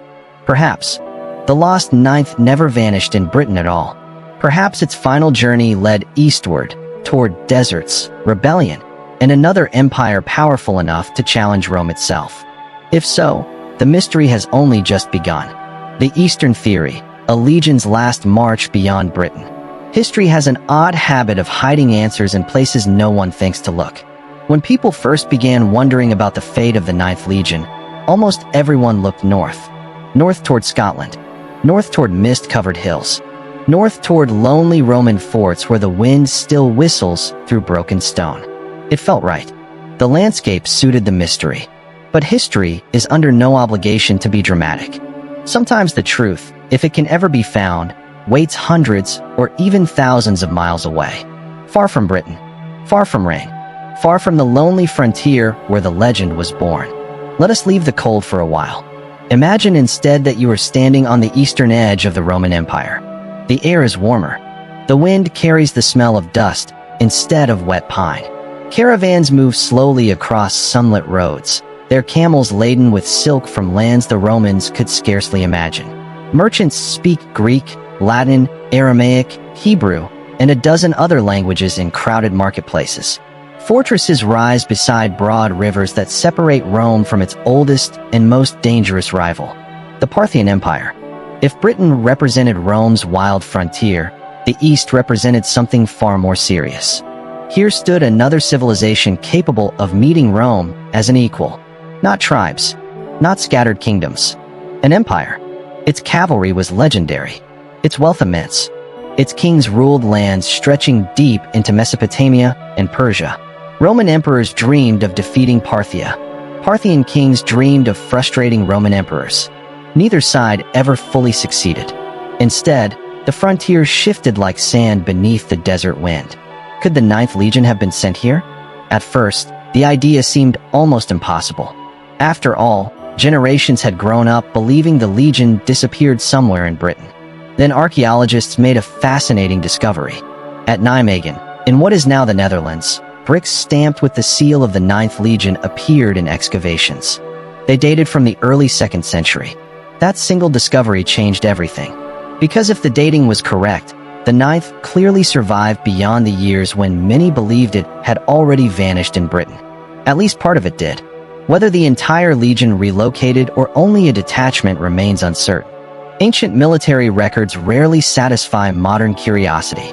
Still, the discovery opened an entirely new possibility. Perhaps the Ninth left Britain. Perhaps it continued serving elsewhere. Perhaps its final chapter unfolded not beneath gray skies, but beneath blazing eastern suns. The Roman army transferred legions regularly. This was perfectly ordinary. 1 year a legion guarded the Rhine. A decade later it might defend Syria. The empire functioned like an enormous machine, moving experienced units wherever they were most needed. Veteran formations such as the Ninth were especially valuable. Their reputation alone inspired confidence.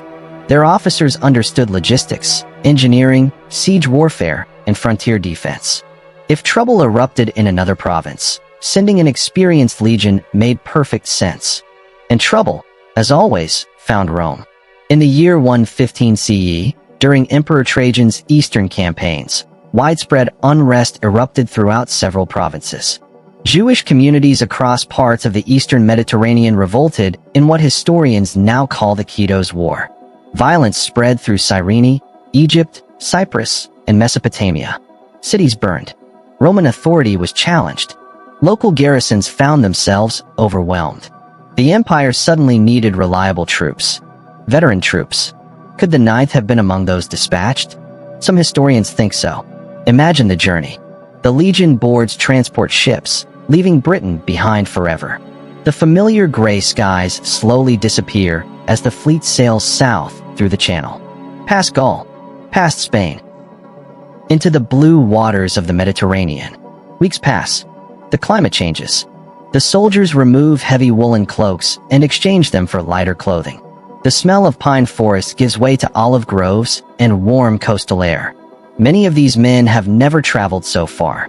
Some joined the Legion in Britain and have spent their entire military careers there. Now they stand on entirely unfamiliar soil. Palm trees. Stone cities gleaming beneath relentless sunlight. Markets filled with spices whose names they cannot pronounce. Camels instead of oxen. Heat instead of rain. The empire is astonishingly large.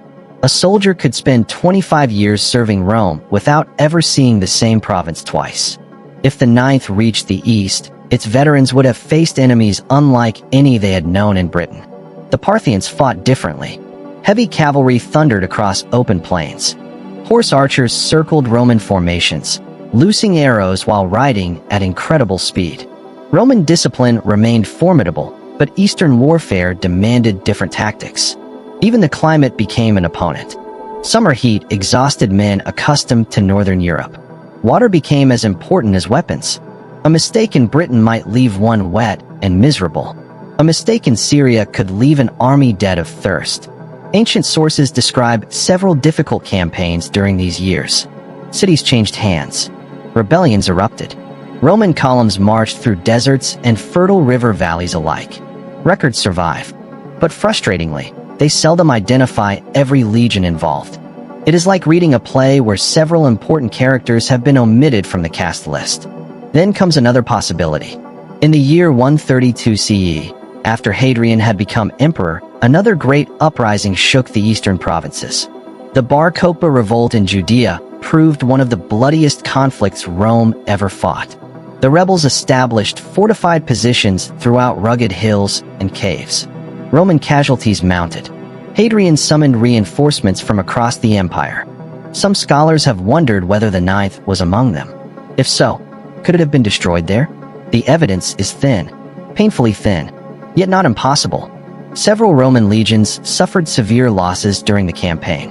One, the XXII Dioteriana, disappears from historical records around this period. Some believe it was annihilated. Others disagree. Ancient military administration leaves us guessing once again. Could historians simply have confused one vanished legion with another? Or did both disappear under different circumstances? We cannot say. The frustrating beauty of the Ninth's mystery lies precisely here. Every answer opens another question. Every clue points in two directions. Meanwhile, imagine the ordinary legionary. Whether in Britain or Syria, his concerns remain surprisingly familiar. Is there enough food? Will tomorrow's patrol be dangerous? Has the paymaster finally arrived? Will the sandals survive another march? History remembers campaigns. Soldiers remember blisters. Perhaps somewhere in an eastern fort, a veteran of the Ninth sits beside a campfire. He tells younger recruits about Britain, about endless rain, about Queen Boudica, about forests where the fog swallowed entire patrols. The younger men laugh. It cannot have rained that much. The veteran smiles. Oh, it can. He misses the cool air more than he expected. Funny, isn't it? People spend years complaining about a place, then spend the rest of their lives missing it. If the Ninth truly left Britain, thousands of men carried memories of that distant island with them. Some would never see it again. Some would never see home again either. That is the quiet tragedy hidden inside every military transfer. To historians, it is a movement on a map. To the soldiers, it is goodbye. One final thought deserves attention. Roman legions rarely vanished overnight. They changed, merged, reorganized, absorbed replacements. Sometimes their identities faded gradually rather than ending in spectacular disaster. The Ninth may not have been destroyed in one terrible afternoon. It may simply have suffered losses over decades until imperial administrators quietly dissolved it, transferring surviving soldiers into other formations. No glorious last stand. No cinematic ending. Just bureaucracy. It feels almost disappointingly ordinary. And yet, history often is. The empire had no reason to preserve every administrative decision forever. Documents were copied only when necessary. Old records decayed. Archives burned. A legion's final paperwork could easily have disappeared long before the Middle Ages, leaving only fragments, bricks, inscriptions, questions. Tonight, as the desert stars shine above forgotten Roman roads far from Britain, we must admit something uncomfortable. The Eastern theory is possible, not proven, not disproven, possible. And perhaps that is the most honest answer history can offer. The Ninth Legion may have died in Britain, or it may have marched thousands of miles farther. only to vanish beneath another sky entirely. The evidence refuses to choose, which means our journey is not over. Because before we can understand why the ninth became history's greatest military mystery, we must first understand how archaeologists, historians, and storytellers have spent centuries chasing ghosts through broken stones, faded inscriptions, and the silence left behind by one missing legion. Archaeology versus legend. There is a certain romance to digging through the earth. Not because archaeology resembles the adventure stories people like to imagine. It usually does not. Most days involve mud, careful measurements, tiny brushes, patient note-taking, long hours spent staring at what appears, to everyone except the archaeologist, to be an unusually interesting rock. It is wonderfully unglamorous. And yet, every so often, the ground remembers something that people forgot. A coin emerges from the soil after nearly 2,000 years. A broken helmet catches the sunlight once again. A fragment of pottery reveals the name of a soldier who expected his life to be forgotten. History speaks very quietly. Archaeologists simply learn how to listen. The story of the Ninth Legion depends almost entirely upon these quiet voices. Unlike many famous Roman campaigns, there is no surviving historian who calmly explains, and here is exactly what happened. Instead, we possess fragments, scattered pieces, broken inscriptions, stamped bricks, military diplomas, half-destroyed monuments. Each clue resembles a single star in a cloudy night sky. Beautiful, helpful, insufficient by itself. Imagine laying every surviving piece of evidence across a large wooden table. There are inscriptions from York confirming the Ninth's presence, bricks from Nijmegen bearing the legion's stamp, references to governors, lists of Roman legions from later centuries, imperial records that mention some units while ignoring others. It is rather like attempting to assemble a 1,000-piece puzzle after someone misplaced half the box. Naturally, historians disagree. One scholar studies the evidence and concludes, the Ninth must have died in Britain. Another examines exactly the same artifacts and replies, no, it clearly survived and transferred to the continent. A third quietly points out that perhaps everyone is asking the wrong question. This is not failure. It is scholarship. Real history rarely offers unanimous agreement. The ancient world has left us far fewer documents than we would like. Entire libraries disappeared. Wars destroyed archives. Monasteries copied only the manuscripts they considered valuable. Sometimes a text survived because one sleepy monk happened to find it interesting. Other equally important works simply vanished forever. Civilization is surprisingly fragile. Consider how much of Roman literature has already been lost. Thousands of speeches, military reports, personal letters, official correspondence, poems, maps, entire histories, gone. Not because anyone deliberately erased them, mostly because parchment decays, buildings burn, empires collapse. Time remains undefeated. The Ninth Legion may simply be another victim of that quiet erosion. One particularly fascinating source comes from Roman military lists compiled centuries later. These lists mention many famous legions. The 2nd Augusta, the 6th Victrix, the 20th Valeria Victrix. The 9th is absent. Now, absence can be revealing, but it can also be misleading. Imagine opening a modern military directory and discovering one regiment missing. Perhaps it was destroyed. Perhaps it was renamed. Perhaps the clerk simply forgot to include it. Without additional evidence, certainty remains elusive. Archaeologists therefore search elsewhere. Excavations across Britain continue revealing Roman forts hidden beneath farmland. Some still preserve astonishing details. Barracks, granaries, workshops, even discarded shoes. Roman leather, buried in waterlogged soil, can survive for centuries. Imagine holding a sandal once worn by a soldier of the Ninth.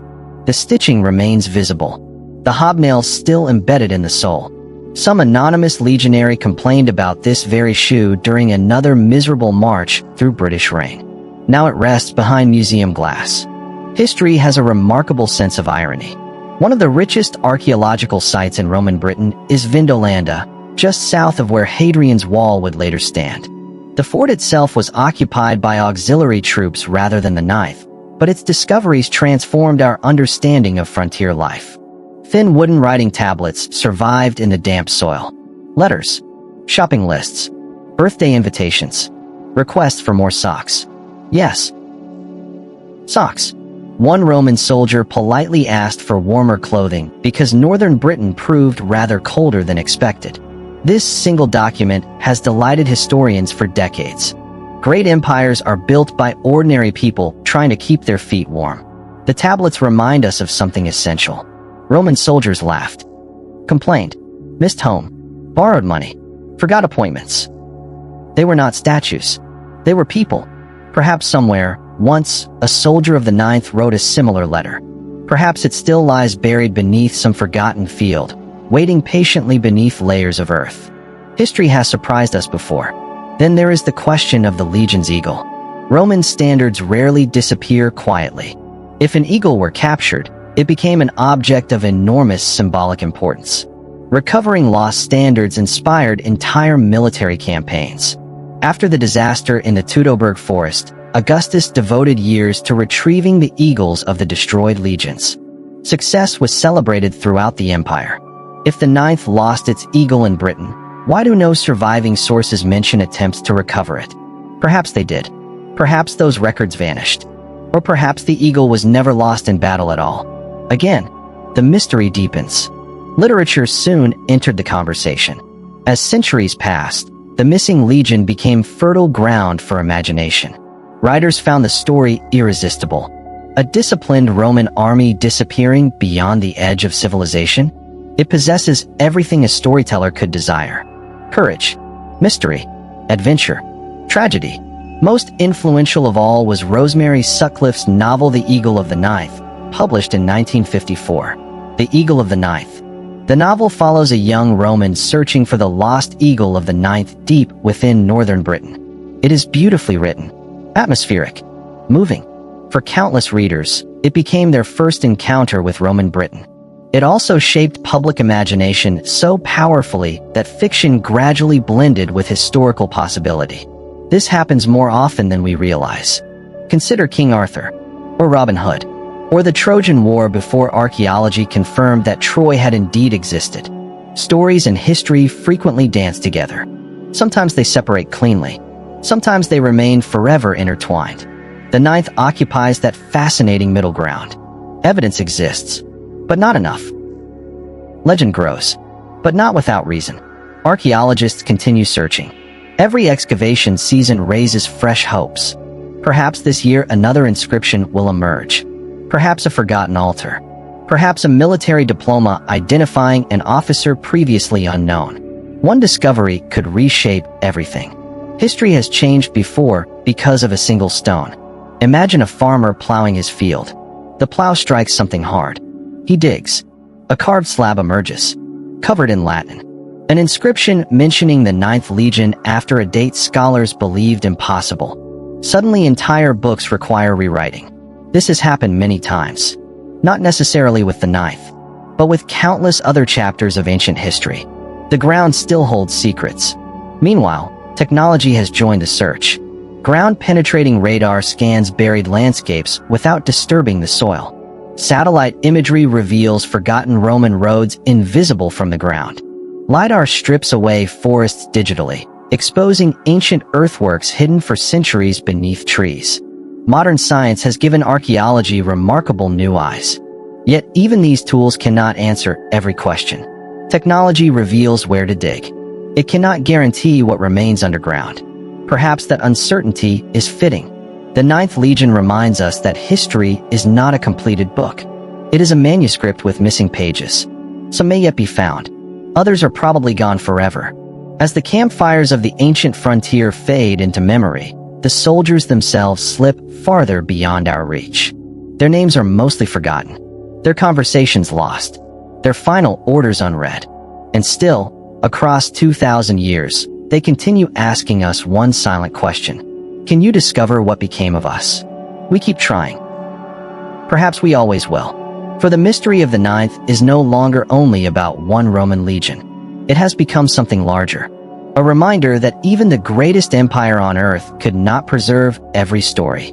Some disappear into the soil, some into legend, and some remain suspended forever between the two. In our final chapter, we will step back from the clues, the theories, and the arguments to ask a quieter question. Why has the lost Ninth Legion endured in human imagination for nearly 2 millennia? And what does its silence reveal, not only about Rome, but about ourselves? Why we still search for the lost Ninth? If you were to stand today upon the windswept hills of northern England just before dawn, you would hear almost nothing. Perhaps sheep moving through the grass. Perhaps a skylark greeting the morning. Perhaps the distant rumble of a passing train that follows roads unimaginably newer than the Roman ones buried beneath the fields. The empire is gone. Its forts are ruins. Its commanders are dust. The men of the Ninth Legion have not spoken for nearly 2,000 years. And yet, in a curious way, they have never really fallen silent. Every generation seems to rediscover them. Schoolchildren hear their story. Novelists reshape it. Historians debate it. Archaeologists continue searching for another inscription, another fort, another forgotten fragment of stone that might finally answer the question that has lingered since the 2nd century. What happened to the Ninth? It is remarkable when you think about it. Rome raised dozens of legions. Most have histories that can be followed from their creation to their eventual dissolution. Some were merged. Some renamed. Some disbanded after political reforms. Others simply faded away through careful administration. The Ninth refused to cooperate. It left just enough evidence to prove it existed. Just enough silence to become immortal. Perhaps that is why its story has endured. Humans have always loved mysteries. Not because mysteries are comfortable, because they invite participation. A completed story asks us only to listen. An unfinished one asks us to imagine. Imagine a Roman centurion standing beside the legion's eagle. His armor bears scratches collected over decades of campaigning. His face is weathered by British winters. He has buried friends. He has watched young recruits become hardened veterans. He has marched thousands upon thousands of miles beneath that silver eagle. If someone told him that his legion would one day become one of history's greatest mysteries, he would probably laugh. Soldiers rarely imagine becoming legends. Most hope simply to survive until retirement, to receive their land grant, to return home, or perhaps to remain where they have spent most of their adult lives, because after 25 years of service, home becomes an increasingly complicated idea. Many veterans of the Roman army never returned to Italy. They settled near frontier forts, married local women, raised children, became farmers, blacksmiths, merchants. Their military careers quietly dissolved into ordinary lives. History often celebrates the battles. It rarely follows the retirement. Perhaps some veterans of the Ninth lived exactly that way. If the legion was transferred, they marched elsewhere. If it was reorganized, they joined another unit. If it was dissolved, they simply continued serving beneath a different name. The mystery that fascinates us today may have felt surprisingly unimportant to the men who actually experienced it. Empires are practical. Administrators seldom pause to consider whether future historians might appreciate clearer paperwork. A legion disappears into another formation. A record goes uncopied. An archive burns. 2,000 years later, entire libraries attempt to reconstruct what one missing document could have explained in a single paragraph. There is something wonderfully humbling about that. The Roman Empire often presents itself as permanent. Its roads, its laws, its armies, its monuments. Everything was designed to project certainty, strength, order, forever. Yet the story of the Ninth reminds us that even Rome could lose track of its own history. Think about that for a moment. An empire that governed tens of millions of people, built roads across continents, collected taxes with astonishing efficiency, maintained professional armies from Scotland to the deserts of Syria, and somewhere within that immense machine, an entire legion slipped into uncertainty. Not because history was careless, because history is human. Humans forget. Documents decay. Buildings collapse. Names fade. No civilization escapes that truth. Perhaps this is why archaeologists continue digging with such quiet determination. Every excavation is, in its own way, an act of hope. Hope that the earth has remembered what humanity has forgotten. Hope that another inscription still waits beneath an ordinary field. Hope that a fragment of stone may reconnect one missing thread in history's enormous tapestry. Sometimes that hope is rewarded. A child's toy appears beneath an ancient floor. A soldier's letter emerges from waterlogged soil. A coin confirms a forgotten emperor once visited a distant province. Tiny discoveries. Enormous consequences. The lost ninth may yet surprise us. Imagine, centuries from now, another archaeologist brushing away dirt from a weathered slab of stone. Latin letters slowly emerge. A familiar phrase. Legio IX Hispana. The excavation falls silent. Photographs are taken. Specialists are summoned. News spreads across the world. Within days, historians begin rewriting articles. Within months, museums prepare new exhibitions. Within years, documentaries explain how everything we thought we knew has changed. History is wonderfully unpredictable, but even if that day never comes, perhaps the mystery has already given us something more valuable than certainty. It has taught us humility. The ninth reminds us that absence is not emptiness. Silence does not necessarily mean nothing happened. Sometimes silence simply means that time has been more powerful than memory. There is another lesson hidden here as well. The Roman soldiers themselves rarely understood the significance of the moments they lived through. The young recruit cleaning his helmet. The engineer measuring a new road. The cook preparing another pot of barley stew. The sentry staring into northern darkness. Each believed tomorrow would resemble today. None imagined becoming part of a mystery that would survive 20 centuries. History seldom announces itself while it is happening. It whispers. Only later do we recognize the echoes. As dawn slowly brightens the old Roman frontier, imagine the camps as they once were. Smoke rising from cook fires. Boots crunching across frozen ground. Centurions shouting the day's orders. Blacksmiths striking glowing iron. The eagle catching the first pale sunlight. Somewhere, a soldier laughs at a joke that no one alive today will ever hear. Somewhere else, another quietly reads a letter from home. Perhaps he folds it carefully before placing it inside his pack. Perhaps that letter survives for years. Perhaps it disappears before the next winter. Every human life leaves traces. Most of them are astonishingly fragile. The Ninth Legion reminds us that history is not built solely from emperors and battles. It is built from countless ordinary mornings that happened to survive, and countless others that did not. So, did the lost ninth perish in the misty hills of northern Britain? Perhaps. Did it march eastward to distant deserts before quietly disappearing from imperial records? Perhaps. Was it gradually absorbed into another legion, its identity fading not through catastrophe, but through bureaucracy? Perhaps. The most truthful answer remains the simplest one. We do not know, and there is remarkable honesty in those words. In an age that often demands immediate certainty, history occasionally asks us to accept uncertainty instead, to admire evidence without forcing it into convenient conclusions, to appreciate mystery without rushing to solve it. That may be the Ninth Legion's greatest legacy, not the battles it fought, not the roads it built, not even the mystery of its disappearance, but the reminder that the past remains larger than our understanding, that somewhere beneath quiet fields, forgotten valleys, and ruined Roman walls, countless stories still sleep beneath the earth, waiting, patiently, for someone to ask the right question, or perhaps, simply waiting to be remembered.